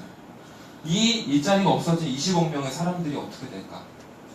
돈을 벌지 못하고 생산을 아예 못하고 그러니까 사회적으로 얘기했을 때 기능이 없는 사람들, 조금 더 자극적으로 얘기하면 필요가 없는 이 사람들을 대체 어떻게 해야 될까?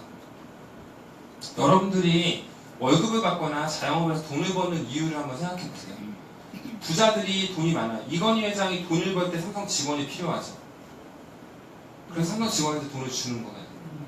근데 만약에 이건희 회장이 돈을 벌 때 삼성 직원들이 필요가 없어요. 컴퓨터만 있으면 되면 직원들한테 돈을 줄 필요가 있어요? 부자가 돈을 벌기 위해서 사람이 필요하지 않으면 돈을 줄 필요가 없어요. 부자가 돈을 쓰러 갔어요. 식당에 뭐 음식을 먹으러 갔어. 음식을 만들어주고 서빙해줄 사람이 필요해서 돈을 주죠. 근데 그걸 기계가 해요. 음식을 기계가 만들고 기계가 서빙을 해줘. 거기다 부자가 돈을 줘야 돼요? 우리 세상은 부자가 안 부자인 사람한테 돈을 주면서 돌아가죠. 근데 그런 것들을 노동을 다 대체해버렸어요. 우리가 필요가 없어져요. 예를 들어 20여 명이 필요가 없어진 거예요. 이 사람들 돈을 줘야 될 이유가 있을까요? 부자들이?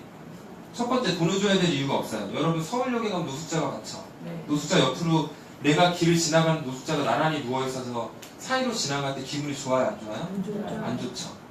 떨어지고 싶죠. 멀리하고 싶죠. 우리 필요 없는 우리들이 있을 때 부자들은 우리랑 같이 살고 싶을까요? 따라 살고 싶을까요? 부자들의 아이랑 필요 없는 사람들의 아이랑 같이 섞여 있을 때 그 같이 받게 하고 싶을까요? 따로 받게 하고 싶을까요? 네. 그걸 어렵게 우리가 막 고민할 부분이 아니죠. 지금 뭐 하다못해 같은 아파트 단지에 임대랑 아닌데랑 밤새워놓고 놀이터도 못 쓰게 하고 있는데. 근데 우리가 필요가 없었을 때 우리한테 발언권도 없는 거죠. 그때는 2030년에 20억 개 일자리가 사라지기 전에 내가 돈 나와 구멍을 만들어 놓지 않으면 나는 아무 힘도 없고 아무 발언도 할 수 없는 상태에서 부자들이 자비를 베풀어 주기를 바랄 수밖에 없는 거예요. 되게 끔찍하지 않나요, 이거? 저는 생각하면 되게 끔찍한 것 같아요. 오늘 누군가한테 거절을 받았어요. 그게 끔찍해요? 이게 끔찍해요?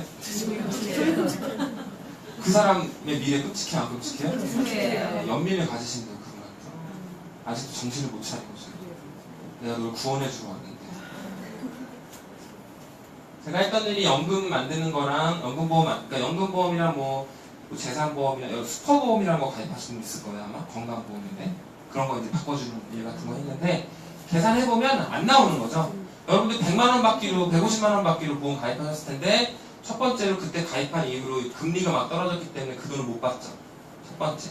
그리고 여러분 100만 원 받는다고 쳐도 30년 후에 받을 건데 그게 지금 10만 원이랑 나중에 100만 원이랑 어떤 게 높다고 확신해서 말하기가 어려워요.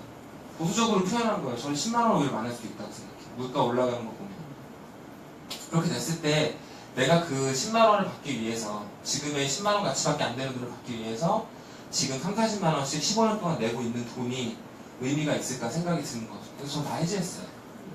보험을 제가 만들었고 보험에 상업비가 얼마 들어가는지 다 알고요. 해지했을 때 손해이 얼마나 나는지 다 알아요. 저는 그냥 해지하고 손해봤어요. 왜냐면 더 큰 손해 보기 쉽지 않으니까.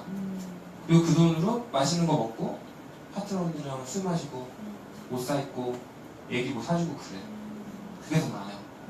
그래서 뉴스킨 제품 더 사서 쓰고 퍼머넌트 더 사서 먹고 내 몸뚱이라도 건강해지겠죠. 네. 보험 아무 의미 없어요. 아까 얘기했죠? 회사가 그렇다고 그 부장님을 자르는 게 맞는 거고 자르는 게 나쁜 거고 안 자르는 건 좋은 걸까요? 회사가 그 생산성이 없는 연봉만 많이 받아가는 그분들을 회사에 남겨두는 게 정말 회사를 위한 걸까요? 회사는 이익을 창출하고 다른 직원들을 계속 고용해야 되잖아요. 회사의 현실이 그렇다는 건 회사가 나쁘다는 얘기는 아니에요. 그래서 저 삼성의 인사체계는 되게 자부심이 있어요. 같이 일한 팀에 대해서도 정말 최선을 다해서 일하거든요. 직원을 위해서 뭔가 할 수 있게 하려고 200명 잘르라 그래도 막 거기 목표 세울 때부터 줄이고 막 뭐 이런 사람 이렇게 돌려주고 뭐 전직 지원해주고 그런 거 노력해요. 근데도 회사라는 데 원래 그렇다는 거죠. 내가 여기다 기대하면 내가 잘못된 기대라는 거지 회사가 되게 부도덕하다 이런 얘기를 하고 싶은 게 아니에요. 회사의 기능이니까. 이걸로는 내 미래를 전혀 준비할 수 없죠. 저만 이런 게 아니죠.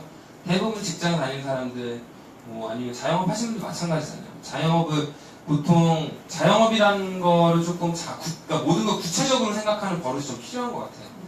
자영업을 내가 치킨집을 한번 열었는데 이게 대박이 나면 내 인생이 끝날 거라고 생각하는 분들이 많아요. 대단한 착각이죠. 아무리 잘 되고 한 달에 1,000만 원씩 버는 치킨집도 3년을 못 가요. 이 3년으로 생각해야 되는 거거든요, 원래. 제가 뉴스키 때문에 막 이분저분 사람 많이 만나다 보니까 성추 쪽에서 식당을 크게 3개 하시는 분을 만났어요. 근데 그분도 네트워크 마케팅을 알아보고 있어요. 심지어 그런 분도. 근데 개뿔 아무것도 없는데 안 알아보는 사람 많죠. 자기 진단이 안 되니까 그래요. 그분은 자기 진단이 된 거예요. 왜 진단이 됐냐면 지금 식당 3개를 큰 식당 3개 갖고 있는데 이게 얼마나 갈지 모르는 거죠, 자기가. 그리고 그동안 그 식당 3개 크게 지금 성공했다고 하는 그 말을 듣기로 자기 25년 동안 식당을 70번 차렸대요. 그게 자영업인 거예요. 여러분들 내가 지금 가게 하나 잘 차려가지고 이거를 30년을 먹고 산다? 대단한 착각이에요, 그거는. 자영업은 3년, 5년마다 아이템을 그때그때 바꿔주면서 내가 그 실패할 때는 재기할 만약에 뒷돈이 없다면 한 번 망하면 끝이거든요. 한 번 망하면 그걸로 이제 먹고 살 분위기 찾아야 돼요, 또 다시. 그게 그냥 한 번 성공한다고 될 일이라고 착각하시면 안 돼요. 심지어 우리나라 구이찌의 그런 커피, 카페베네 망했죠? 커피 프랜차이즈? 아예 망했어요. 망했다는 게 회사가 예를 들어서 뭐 100억을, 뭐 5천억을 갖고 있었다. 근데 지금 까먹은 게 5천억이 넘어서 마이너스 내려간 거예요. 근데 망했다는 게 앞으로 영업을 안 해. 이게 아예 다 망해버렸어요. 자본 장식이라고요. 아예 다 망해버렸어요. 그래서 카페베네 그랬죠? 망고식스 대표 자살했죠. 그것 때문에 이제 막 요새 TV에서 나와요. 우리랑도 약간 연관이 있는데 네트워크 마케팅 회사 중에 제가 자꾸 초기 진입비 있는 회사를 많이 까거든요. 제가 되게 놀라운 게 제 책에다 깠어요. 제가 초기 진입비를 가입비, 투자금, 아니 물건을 대량 이런 데서 다 잘못된 회사라고 다 썼는데 시크릿에서 제 책을 쓰는 거예요. 미치겠어요. 시크릿에서 깐 건데 저는. 시크릿 같은 회사 하지 말라고. 이름만 안 썼지 그 회사 얘기한 건데 그 회사에서 제 책 갖다 써요. 쫙 이제 다른 논리들을 막 얘기한 다음에 이렇게 하는 거예요. 물론 저희 회사 초기 진입비는 있습니다. 시크릿 사업 설명은 뭐라 그러는지 알아요? 제품 얘기 안 해요. 소금 얘기 잠깐 한 다음에 여러분 이렇게 성공할 수 있는데 200만 원 없으세요? 이래요. 그런 회사가 얼마나 많은데요. 불법 다단계 회사 가면 제가 지금 하는 강의랑 되게 다른 강의 할까요? 똑같은 강의예요. 전체 80분 강의 중에 한 3분 정도 다를까? 여러분들 그 팩트를 보셔야 돼요. 객관적인 거 보셔야지 앞에서 말 잘하는 사람이 얘기하면 여러분 가려낼 수 있을까요? 못 가려내요. 네트워크 마케팅 말고 이 프랜차이즈 마찬가지예요. 제가 초기 진입이 자꾸 네트워크 마케팅에서 그거 200만 원 낼 수도 있는 거 아니야? 그게 돈이 크고 작고가 중요한 게 아니에요. 그게 왜 필요한지가 중요한 거지. 그 돈이 왜 필요한지가 중요한 거예요. 200만 원, 200만 원 정도 내가 돈 벌려면 그게 없어서 하는 얘기가 아니라니까요. 우리나라 망고식스 왜 망했냐면, 우리나라 프랜차이즈가 왜 문제냐면, 원래 정통 프랜차이즈는 매출 대비로 로얄티를 받아야 돼요. 그게 매출의 기본 매출이 돼야 돼요. 그러니까 기본 수익원이 돼야 돼요. 근데 우리는 약간 꺾었죠, 그거를. 카페벤이나 이런 데가 다 처음에 카페벤에 찰 때 3억 원 들어요. 건물 빼고. 건물 임대료 빼고, 가입비, 교육비 뭐 이런 걸로 3억 원이 들어요. 얘네는 하나 확장할 때마다, 하나 오픈할 때마다 걷어들이는 이익이 많은 거예요. 망고식스 이런 데 마찬가지예요. 초기에, 아니면 재료값 넣어가지고 막 거기서 마진 남기고. 미스터 피자 이런 데도 지금 난리 났죠. 막. 치즈 일로 돌리고 절로 돌리고 막 이래가지고. 그러니까 매출 대비로 갔을 때는 우리 이런 얘기 많이 하죠. 파트너가 돈을 벌어야 스폰서가 돈을 번다. 그게 뭐예요?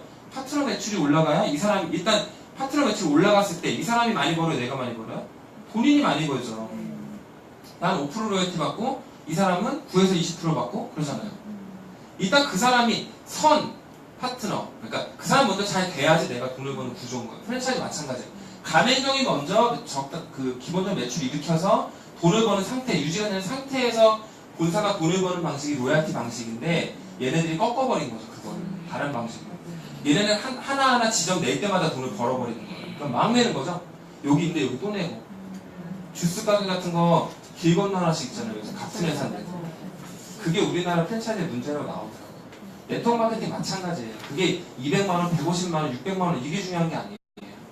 그게 왜 있어야 되는지. 우리 그게 왜 없어도 돼요? 유통이 돌아가면 없어도 돼요.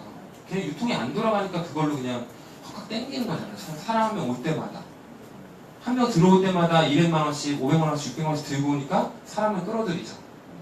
사람이 현혹하게 돼서 자꾸. 그런 것들이 얼마나 가겠냐는 거예요. 여러분 소금으로 제품 얼마나 만들 수 있을까요? 소금으로 제품 유행했어요. 소금 제품 써보니까 좋을 수도 있죠. 언제까지 소금으로 제품 만들 거예요? 그렇죠? 그런 것도 되게 중요한 포인트라니까요. 그 객관적인 걸 따져봐야지 앞에서 말하는 강사들이 저기 무슨 자석류 파는 강사 강의 한번 들어보세요. 저는 다른 회사 강의 많이 들어봐요. 얘네들 대체 어떻게 꼬시길래 이렇게 이상한 회사 다 대박을 해가지고. 그러면 진짜 자석류 파는 강의도 그렇게 강사가 강의를 잘해요. 네트워크 마케팅의 비전에 대해서 막 회사 얘기 별로 없어요, 대신. 그런데 네트워크 마케팅만 막 얘기하고 마지막에 이 자석류가 좋다고 얘기하죠. 그리고 이번 달에 하나 깔고 자서 좋으면 다음 달에 2개 깔고 자고 그다음 달에 3개 깔고 자고 이러는 거예요. 다 못 깔면 세워놓고 이러는 거예요. 우리는 언젠가는 이런 소득이 딱 끊기는 시기를 맞거든요. 근데 이때를 준비하고 싶어서 요새 애들도 알아요. 조물주 위에 건물주래요. 애들은 자산이란 말은 몰라요. 근데 건물이 얼마나, 권리소득이죠? 건물 세 받는 게 그게 얼마나 위대한 건지 아는 거예요. 조물주보다 위대하다는 걸 아는 거죠.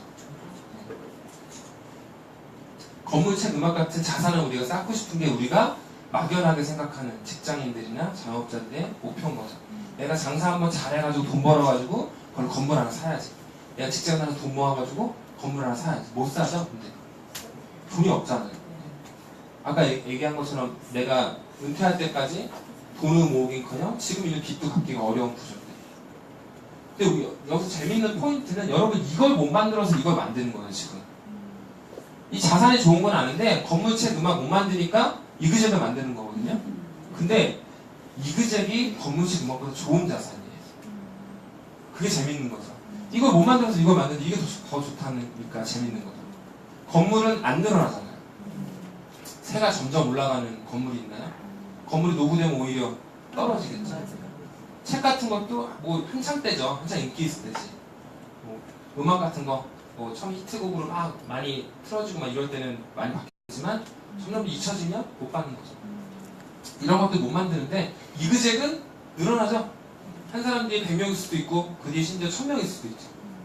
이게 정말 대단한 자산이라는 거예요. 건물 사기 얼마나 힘들어요. 그죠? 근데 이그젝 만들면서 우리가 이 정도 힘들어도 된다는 거죠. 양심이 있어야죠. 그죠? 이렇게 좋은 자산을 만드는데 쉽게 만든다면 거기에 뭔가 이상한 부분이 숨어져 있는 거예요. 네트워크 마케팅은 이런 건데 이렇게 좋은 게 너무 쉽다면 거기에 뭔가가 숨겨져 있는 거죠. 왜 쉬울까?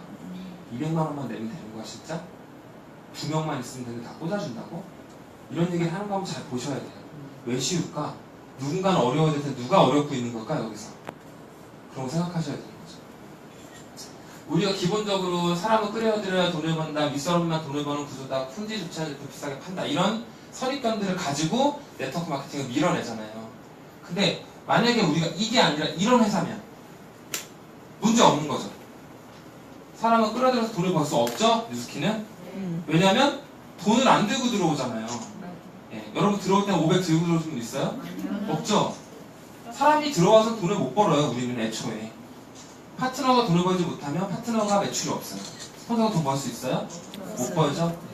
좋은 제품 제대로 유통시키지 않으면 돈을 벌 수 없어요. 우리는 사람이 돈을 안 들고 들어오기 때문에 제품이 유통이 되지 않으면 돈을 벌 수 없어요. 이런데 지금 우리 공정거래위원회에 들어가 있는 걸 보면 다이아 1000만 원씩, 블루다이아몬드 4천만 원씩 돈을 벌어가고 있죠. 이런 것들 안 하면서. 그게 중요한 거예요. 이런 것들을 확인해 보는 거. 여러분들 네트워크 마케팅 좋은 거 알지만 이런 몇 가지 기준, 최소한의 기준들만 충족이 되면 그 회사 중에서 선택하면 되는데 그런 회사 과연 몇 개나 있냐는 거죠. 우리나라에 네트워크 마케팅 회사가 뭐야? 네. 2,600개가 넘어요. 넘는데 공정거래위원회에다가 그 정보 올리라고 하는 게 A4지 2장 정도밖에 안 되거든요. 정보가. 근데 안 올린 2,500개는 뭘까요? 그건 그냥 쓰레기 회사예요. 거기는. 볼 것도 없어요. 이 128개 중에서 가입비 받는데 없을까요? 있어요. 이름을 바꾸죠? 네. 제품만 박스로 파는데 있죠. 이런 데 다 가려내고 신생회사가 지금 시작하셔야 된다는 회사 무조건 안 하시면 돼요. 그냥. 그게 무슨 얘기예요? 먼저 한 사람이 많이 번다는 얘기잖아요. 우리 아까 뭐가 중요하다 그랬어요? 먼저 한 사람이 많이 버는 일은 나쁜 일이에요. 그거는 나중에 한 사람 돈을 못 버는 일이잖아요. 말이 그냥 앞뒤만 붙이면 그냥 알 수 있는 건데, 근데 먼저 하라는 회사들은 대체로 신생회사죠. 그래서 몇 년간지 여러분 어떻게 하시고 거기다가 인생을 바쳐서 자산을 쌓으세요? 불안하지 않으세요? 그 회사가 얼마나 갔죠? 내가 100명 만들어놨는데 회사가 없어졌어요. 그런 분 있죠? 실제로 리더 중에? 네. 그 만들어놨는데 회사가 없어져서 지금 그 일 못하고 뉴스키 나와서 다시 성공하신 분 있잖아요. 어떡할까? 누가 보상해줘요 그거? 회사 망해버리면? 회사가 사기치려고 아예 마음먹은 회사도 문제인데 우리 기업을 하나 만들면 기업이 그대로 남아있어요? 좋은 의도를 만드는 기업도 다 망해 나가잖아요 지금. 그죠? 좋은 의도를 만들어도 망해요. 망하는 회사 엄청나게 많죠. 네트워크 마케팅 회사는 더 많아요. 생겨나고 없어지는 그 주기가 엄청 짧기 때문에 2, 3년, 5년 안에 다 망하거든요. 제대로 된 보상구조나 이런 것들이 작동하지 않으면 어떤 데서 여러분 자산을 쌓아야 될지가 중요한 거죠. 제가 이제 사업을 하면서 이런 것들을 느끼면서 사업했던 것 같아요. 여러분들도 뉴스킨이 약간 제가 이제 변화하고 성장하는 일이라고 말씀드렸잖아요. 여러분들이 뭔가 여기에서 내가 어떤 딱 뾰족한 해결책을 찾아가지고 막 조직을 늘릴 수 있거나 이런 방법은 없는 것 같아요. 결국 내가 여기에 적합한 사람, 조직의 리더로 적합한 사람으로 변화하지 않으면 생겼다가도 생기면 끝이에요? 파트너 생기면 끝인가요? 생겨도 없어지잖아요. 그죠? 내가 리더의 모습을 갖추지 못하면 그냥 보낼 수도 있는 거예요. 내가 내보내진 않았지만 내가 담을 수 없으면 그 사람이 못 남아있을 수도 있겠죠. 그런 것들을 제가 사업을 하면서 느끼게 된 것 같아요. 제가 회사를 그만두고 딱 이제 사표를 내고 나서 한 달 반 정도 인수인계를 했어요. 제 머릿속으로 인수인계는 그냥 몸이 알아서 하는 거고 머릿속은 온통 뉴스키는 어떻게 하면 잘할까 그 생각밖에 없겠죠. 야 남택수가 이제 다단계로 들어간다 막 이러면서. 그러니까 제가 그때 정말 사업에 시옷자도 안 해봤으면서 그렇게 어쩜 오만한 생각을 했는지 내가 드디어 남택수가 이제 다단계로 들어가면서 그동안 부족했던 사업자들의 그런 부분들을 채워나가야겠다 이딴 생각들을 하고 있어요. 미친 거잖아요. 완전. 실제로 거기에 시간을 한 달 정도 쓴 거예요. 제가 남자분들 엑셀 하나씩 만들잖아요. 저도 엑셀 하나 있어도 찾아봐요. 엑셀을 또 하던 사람이 매크로를 막 써가지고 막 이렇게 조직이 생겨. 아니 회사가 그래서 주는데 그걸 왜 만드는지 모르겠는데 저랑 그 가장 정교하게 만든 두 사람이 저랑 권영진 사장님입니다. 파트너한테 막 보여주고 막 그러는데. 근데 그때 제가 다행히 더 이상의 시간 낭비 안 할 수 있는 행사를 가요. 그때 63빌딩에서 워킹쇼를 했었어요. 네. 그때 와이프 따라서 갔고 이제 행사 막 진행되는 거 보는데 삼성에서도 행사 많이 봤잖아요. 그러니까 뉴스킨 행사가 막 되게 대단한 이런 느낌보다는 저는 뭐랑 비교했냐면 삼성 행사랑 뉴스킨 행사를 비교한 거예요. 괜찮다. 이렇게 되면 정말 사업자들 리크루팅이 되고 이렇게 비포 애프터도 보여주고 사업 스토리 얘기하고 와 이거 진짜 이런 시스템이 진짜 좋겠다. 진짜 이거 효율적이고 막 괜찮다. 막 이런 생각을 하면서 당연히 본사에서 하는 행사라고 생각을 한 거죠. 삼성은 다 본사가 하니까. 그 정도 규모의 다 본사가 하지 이거 사업자가 만들었을 거는 생각조차 안 했죠. 조금 이따 조기셔서 나오시죠? 제 와이프가 얘기하죠? 저분이 우리 상위 그룹장님이신데 저분이 만든 거야. 그런데 정말 뒤통수를 아무 물리적인 충격이 가해지지 않았는데 뒤통수 후려 쳐맞은 느낌인 거예요. 진짜. 병신. 네가 아주 꽃가루 떨었구나. 이런 게 시스템인데 네가 아주 주저부 떨었구나 그동안. 제가 그 다음부터 시스템의 시효자도 생각을 안 했어요. 그냥 여기서 부족한 건 나 하나구나. 나 하나만 제대로 하면 되는구나 이 생각이 들어서 제가 그때 시간을 많이 벌었죠. 제가 만약에 그때 워킹쇼 안 갔으면 정신 못 차리면 6개월 지나서 몸으로 깨달았겠죠. 또 그 시간을 보냈을 텐데 그 워킹쇼에서 그런 걸 느끼고 나서 제가 2월 2일자부터 이제 회사 그만두고 뉴스킨 이제 전업을 하기 시작했는데 연합 강의장에 있는 강의 아침부터 저녁까지 다 들었어요. 모닝스쿨부터 해서 리더스쿨 그때 그러니까 리더스쿨 있고 11시 강의 있죠. 2시 강의 있죠. 저녁에 강의 있는 날 저녁 강의까지 들어가지고 2달에 들었던 애 300개 정도 강의 들은 것 같아요. 근데 여러분들 사업하시면서 연합 강의장 많이 가세요? 한동안 되게 많이 안 가셨어요. 요새 조금 다시 좀 가시는 것 같은데 여러분들 그룹 시스템에 들어와 있다고 사업 설명 강의 듣는다고 착각하시는 분들이 많아요. 근데 생각보다 그룹 시스템에 사업 설명 강의가 많지 않아요. 사업 설명 강의 듣는데 연합 강의장 시스템이 있잖아요. 그룹 시스템은 여러분 마케팅을 도와주고 여러분 조직을 만드는 거에 대한 팁 같은 걸 공유해주고 사업의 가치를 전달해주는 데 집중되어 있기 때문에 사업 설명 강의를 여러분이 만약에 난 그룹 시스템에 들어가 있으니까 하고선 연합 강의장 1년 동안 안 가잖아요. 그럼 특별한 세미나 있을 때마다 사업 설명 거의 안 들어요, 여러분. 사업 설명 안 들으면 리크루팅이 안 돼요. 들어야 생각나는 사람이 있고 리크루팅이 되거든요. 연합 강의장 강의 제가 그때 들어놨던 거 저는 사업 시작하는 모든 분들 항상 얘기해요. 제가 그때 그렇게 들었다는 얘기 하면서 그렇게 들으라는 얘기는 아니지만 반드시 연합 강의장 일주일에 한 번 됐든 반드시 그 강의 숫자를 기본 숫자 이상으로 만들어야 된다고 얘기하는데 그거 안 듣고 스폰서를 믿고 그냥 와서 사업하시는 분들도 있죠. 나쁜 건 아닌데 여러분들 지금 되게 오해하고 있는 거예요. 그룹 시스템 안에 사업 설명이 있다고 오해하셔서 연합 강의장 강의를 안 들으시는 경우가 되게 많더라고요. 반드시 그룹 시스템 참석하시더라도 연합 강의장 사업 설명 들으셔야 돼요. 별도로. 그래서 우리 탱커 할 때도 뭐 사업 강의 듣기 이런 거 있으면 연합 강의장 강의를 들으셔야 되는 거예요. 나 오늘 그룹 미팅 가서 강의 들었으니까 울트라 프로모션 강의 들었어요. 그래서 강의 듣기 동그라미 쳤어요. 그 강의가 아니잖아요. 그래서 사업 설명 강의 꼭 들으시면 좋겠어요. 그리고 저는 어릴 때부터 제가 뭐 심지어 인사를 잘해서 인사 파트를 갔다 뭐 이런 말이 있었는데 인사를 잘하고 예의가 바르게 하려고 노력을 했는데 그거랑 또 진짜 마음속에 있는 겸손함은 또 다르더라고요. 그래서 그게 다른 줄 알았어요. 제가 그걸 잘하고 있으니까. 근데 제 마음속에 그 묘한 그냥 우월감 같은 게 또 있었나 봐요. 근데 그런 거 하나씩 버려가는 게 어떻게 보면 중요한 것 같은데 그게 뭐 제가 공부 잘해서 꼭 있는 거라고 생각하지 않거든요. 여러분들 제가 얘기하면은 어떤 얘기인지 공감이 되실 텐데 여러분 연합 강의장에 강의 잘하는 분이 있고 못하는 분이 있죠.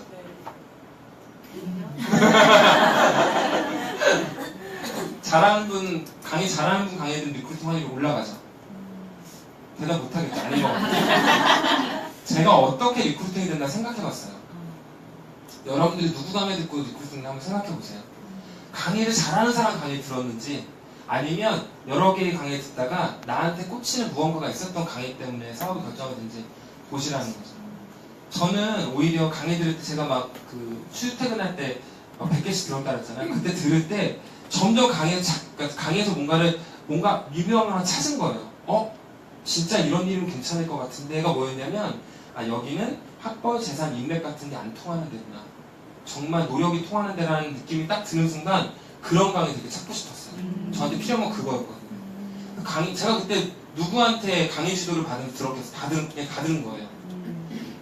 들으면서 강의 잘하시는 분 강의가 아니라 정말 본인이 아무것도 가진 게 없는데 노력만으로 사업을 잘 읽어내신 분 원래 강의를 많이 하셨던 분이 아니기 때문에, 그러니까 우리 다 전문 강사 아니, 저도 전문 강사가 아니잖아요. 근데 사업을 잘 하시는 분들이 보통 강의를 하는 거기 때문에 강의를 못 하실 수도 있어요. 강의 못 한다고 사업 못 하시는 거 아니잖아요. 우리 그 사람이 어떻게 사업을 했는지를 듣는 거잖아요. 저 그런 강의에서 리크루팅 했지, 강의 막 잘하는 분 거 듣고 제가 리크루팅 게 아닌 거, 저조차도. 근데 제가 시간표 보고 고르기 시작해요. 강의를. 그래서 어느 순간 깨달았어요. 아, 이거 되게 멍청한 짓이구나. 나도 그렇게 리크루팅 된 게 아닌데, 초대자하고 나하고 시간을 맞춰서 딱 강의 들어야 되는데, 강의가 별로인 것 같아서 초대 못 하겠는 거예요, 어느 날. 그때 제가 느꼈어요. 어느 순간에. 아, 이거 대단히 잘못하고 있구나. 그런 게 아닌데. 사람들은 그 사람의 언변에 속아 넘어가지 않아요. 말을 잘하는 사람은 잘하는 사람대로 상대방한테 경계심을 줘요. 무슨 얘기인지 아세요? 네. 말을 잘해도 경계심을 느껴요, 상대방이. 내가, 여러분은 사업자죠? 네. 앞에 있는 강사가 강의를 잘한다 못한다고 느끼는 게 실제로는 이 사람 리크루팅이 잘 되나 안 되나가 아니에요. 사업자가 생각하는 억울한 부분을 얘기 잘해줄수록 강의 잘한다고 느껴요. 중요한 게 뭐냐면 시선이 다르다는 거예요. 사업을 처음 들으러 온 사람, 리크루팅을 내가 해야 될 그 사람하고 여러분하고 시선이 달라요. 여러분들이 좋은 강의라고 느끼는 건 대체로 사업자 입장에서 좋은 강의예요. 하지만 리크루팅이 잘 되는 강의는 사업자들이 들어서 정확히 판단하기 어려워요. 그래서 강의, 연합 강의나 강의 다 초대하셔도 돼요. 거기 유일한 기준들 몇 가지 있죠. 100만 장자 사장님, 500만 장자 사장님, 뉴스킨에서 어떤 기준에 의해서 그걸 달성하신 분들 있잖아요. 티멜리트 사장님. 이런 분들 거 그냥 고증수표인 거예요. 나머지 사람들도 내가 이 사람 강의 좋았다, 안 좋았다. 물론 뭐 어떤 포인트에 맞출 수는 있겠죠. 강의 많이 들어보고 이 사람 직업에는 뭐가 어울리겠다. 이런 것도 매칭할 수는 있겠지만 이 사람 강의 잘해 못해. 이런 거 판단하는 거 되게 겸손을 떠나서 내가 사업하는 데 되게 방해되는 생각이 들어요. 그걸 깨닫고 나서 초대에 나가기 편해졌어요. 그리고 이제 저는 원래 회사 다닐 때도 문제를 뭔가 해결하는 방식으로 일을 하는 거 되게 저도 중요하게 생각하고 그런 걸로 인정을 받았었는데, 여러 문제를 찾는다는 거 되게 시간이 오래 걸리는 일이거든요. 뭔가 이게 뭐가 안 돼. 안 되는 건데 받아들이는 거랑 안 되는데 왜 안 될까를 찾는 건 사실 생각보다 되게 어려운 일이에요. 그리고 문제를 찾는 게 해결의 반이라는 말도 있어요. 찾기만 해도 이미 해결할 그거 찾을 수 있다는 얘기도 있어요. 저 그거 입각해서 사업을 계속 했거든요. 근데 어느 순간에 뉴스킨 안에서 묘한 걸 또 느끼게 된 거예요. 회사 다닐 때는 문제가 있으면 이게 막 여러 부서가 관련된 일들을 막 하는데 이게 어디서 안 돌아가는지 막 찾아내야 돼요. 근데 그거를 다들 아닌 것처럼 하고 있기 때문에 되게 정교하게 봐서 그걸 찾아서 딱 집어가지고 이 부서에 이 프로세스가 안 돌아가기 때문에 일이 안 돌아가는 걸 제가 알아야 돼요. 그래서 그거를 전체 가치 있는 회의에서 이거가 개선이 돼야지 이게 돌아가면 이런 거를 찾아내야지 해결이 되니까. 근데 뉴스킨에서는 연관 부서 같은 거 없죠, 우리. 네. 스폰서님, 파트너님 있는데 거의 나 혼자 하는 일인 거잖아요, 이게. 나 혼자 하는 일이 내 주변에 영향을 뭐 주는 것도 있겠지만 어쨌든 내 성공을 좌지우는 게 나밖에 없잖아요. 내가 대부분의 그 요소를 갖고 있기 때문에 문제를 뭐서 찾을래야 찾는 게 더 어려워요. 만약에 내가 한 10번의 문제를 닥쳤는데 찾다 보니까 9번은 내 문제고 1번은 외부에 있는 문제인 거예요, 예를 들어서. 근데 10번 중에 9번이 내 문제면 그냥 내 문제려니 하면 되잖아요. 저는 기어코 그걸 찾아요. 그래서 그래, 이번엔 내 문제가 맞네. 이번엔 저거의 문제가 맞아. 이런 생각들을 하는 거예요. 근데 그게 어느 순간 너무 시간이 원래 찾는 게 오래 걸린다 그랬잖아요. 찾는데 너무 오래 걸리는 걸 느껴요. 두 번째로 여기는 사람 말고는 아무것도 없잖아요. 우리 자산 있어요? 우리 사람 말고 아무것도 없죠. 문제를 찾으면 나 아니면 다른 사람이에요. 그 9명, 10번 중에 1번조차도 내가 아닌 문제는 다른 사람이란 말이에요. 그 사람한테 뭔가 찾았어, 진짜. 내가 뭐 잘못 찾을 수도 있겠지만 제 나름대로 찾았다고 느끼고 찾았는데 찾았더니 그 사람이 성장하는 거예요. 이거 뭐지? 내가 그렇게 시간을 들여서 찾았는데 왜 얘가 성장해? 이상하잖아요. 여기는 변화하는 데라고 그랬잖아요. 문제를 내가 어차피 찾아봤자 대다수의 문제가 나한테 있고 문제를 해결할 때 그 사람이 성장한다면 굳이 왜 그 시간을 들여서 그 한 명이 성장할 수 있는 기회를 찾아줘야 돼요? 그렇지 않아요? 어차피 여기는 나 아니면 다른 사람 문제라니까요. 근데 그 중에 대부분이 내 문제고 문제 찾는데 시간을 쓸 필요가 없다는 거죠. 저는 요거 되게 짧게 얘기했는데 저는 문제 해결로 평생을 살아온 사람이라서 여기서 시간을 엄청 보냈어요, 정말. 제 문제가 아니라는 걸 찾으려고 한 게 아니에요. 명확하게 하고 싶었던 거. 저 명확해야 되는 성격이니까. 근데 그 명확한 게 너무 어느 순간 시간 낭비라고 알게 된 거예요. 그래서 내가 문제를 찾았을 때 결과가 성장이라면 그냥 나한테서 그 한 명이 만약에 그 한 번의 문제가 상대방일지라도 굳이 나한테 찾아서 굳이 나를 성장시키면 내가 더 좋아지는 거잖아요. 그러니까 여기서 생기는 문제라는 게 사실은 생각보다 감정에 의한 게 많아요.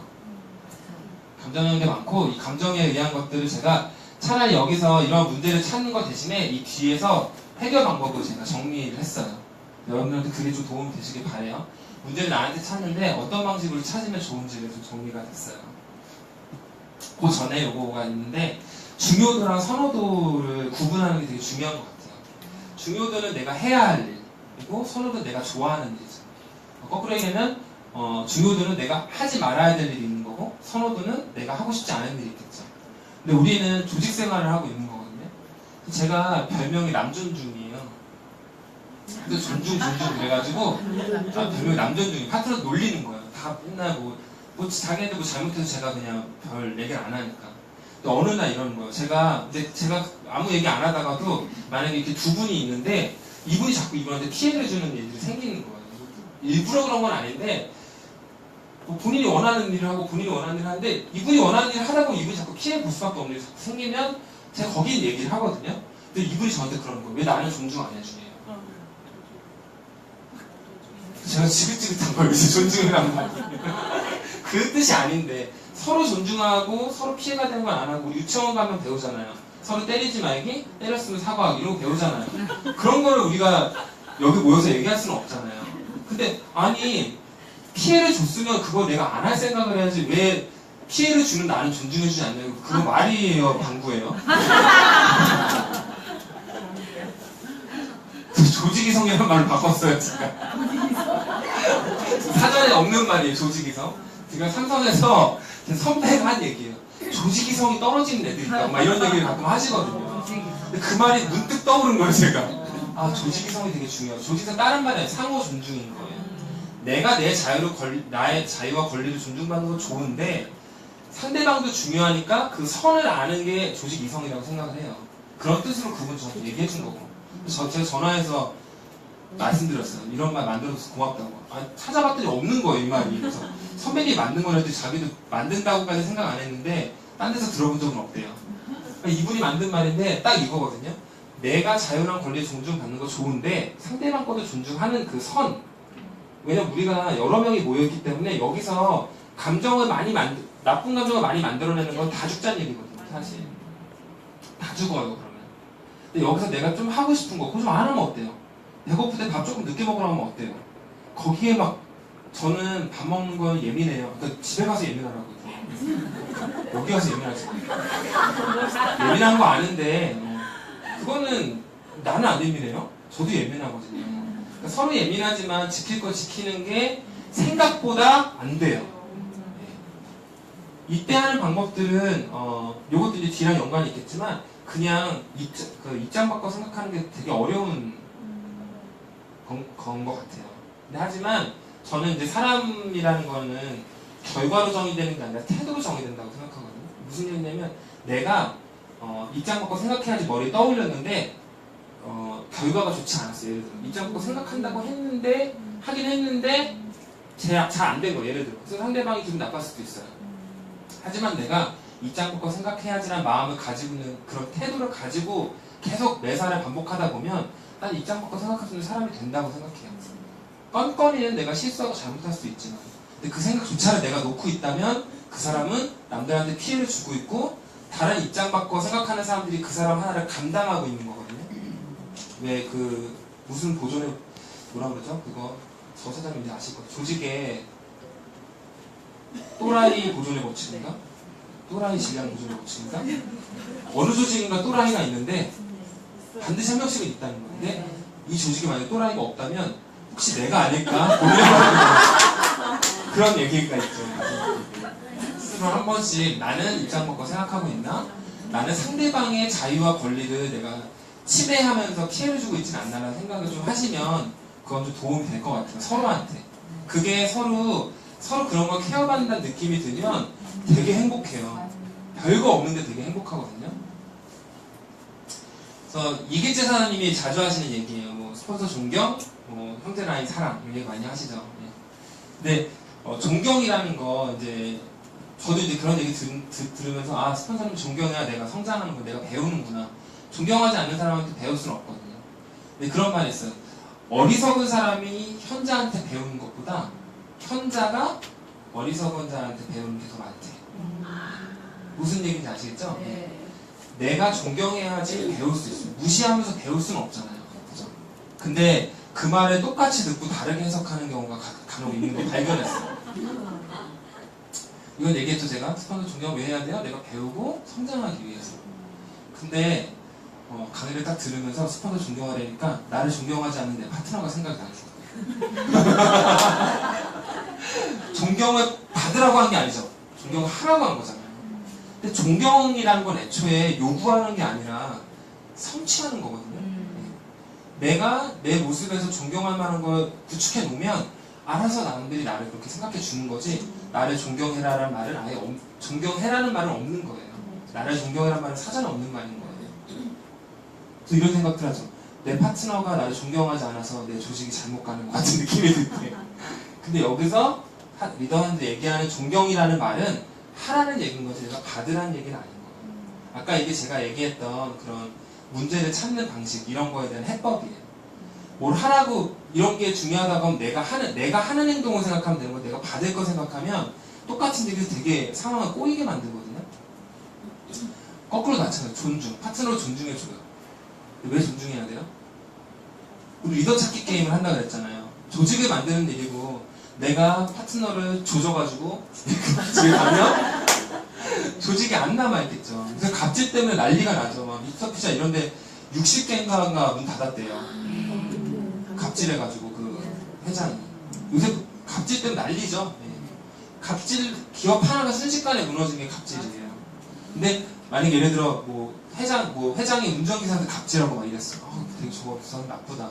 근데 그런 얘기를 어떤 다른 회장님이 자기 운전기사한테 한 거예요. 야 어떤 회장이 그렇게 갑질을 했다더라.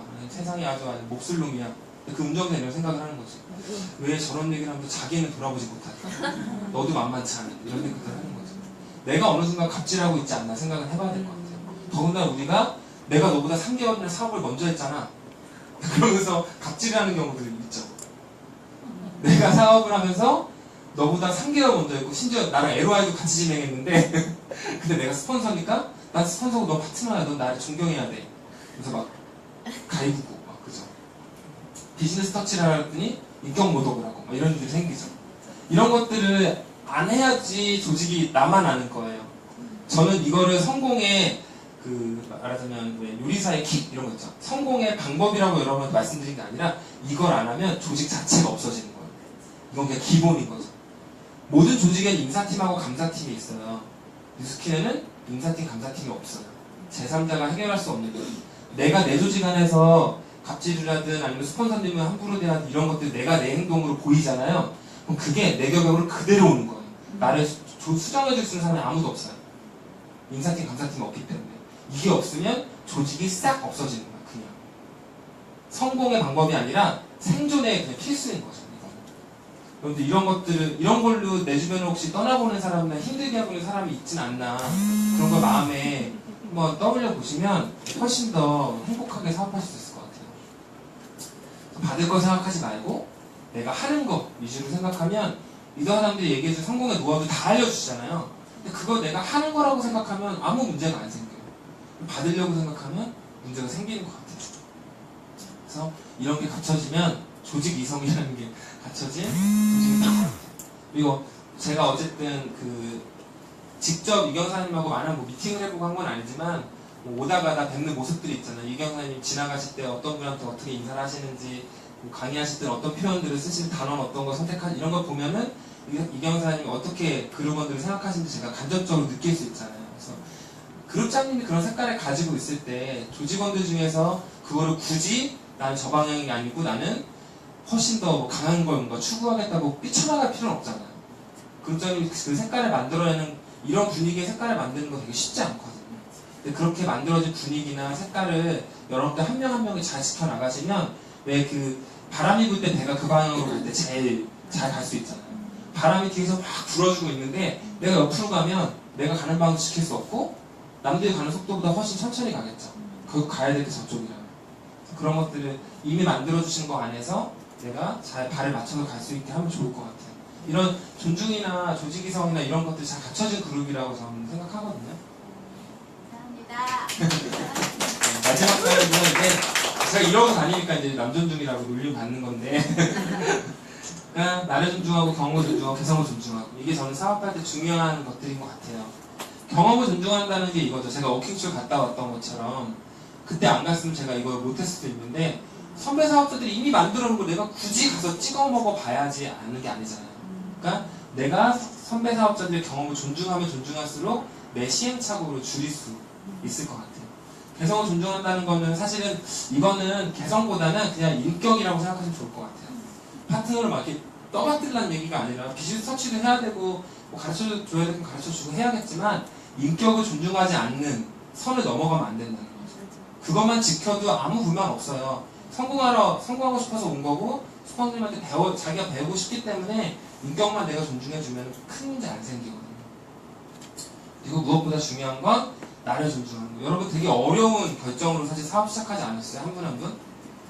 딱 듣자마자 아 이건 내가 그 정말 타고난 내 사업이야 이렇게 딱 받아들인 분보다는 선입견도 있었고 고민도 많이 하고 남들이 뭐라고 생각할까 뭐 남편도 말리고 뭐 부모님 의존하자 그렇고 막 그러는데 그래도 내가 이걸 하겠다고 마음먹고 한 거잖아요. 그때 결정하셨던 본인을 믿으세요. 믿으시고 그게 흔들리거나 이런다면 내가 충분히 이 사업에 대한 이해를 다 아직 못한 거예요. 그걸 이해할 때는 사업 설명 강의를 별도로 들으시고 그리고 조직 안에서 나의 그 위치라는 걸 좀 잘 아시면 좋을 것 같아요. 나는 되게 소중해요. 100명이 모인 조직에서 한 명 때문에 조직이 망가질 수도 있거든요. 그만큼 나의 그런 영향력이라는 건 강하기 때문에 내가 여기서 본을 보여줄 수 있고 조직이 좀 더 따뜻한 분위기가 될 수 있게 내가 기여할 수 있는 방향 쪽으로 뭐 강의를 하다 마이크가 나가면 3-4명이 뛰어나오는 그런 그룹 있으면 좋지 않을까요? 네. 내가 마이크를 몰라도 뭔가 같이 참여하는 사람들을 위해서 내가 뭔가 해결할 수 있는지 찾아보는 사람들이 많다면 그 조직은 되게 서로 간에 도움도 주고받을 수 있겠지만 정서상으로도 이미 좀 충족감을 주는 조직인 것 같아요. 그래서 이미 그런 조직이시라고 알고 있고 그걸 계속 이어나가시길 또 바라는 마음에서 마지막으로 이 말씀을 드리고 강의 마치겠습니다.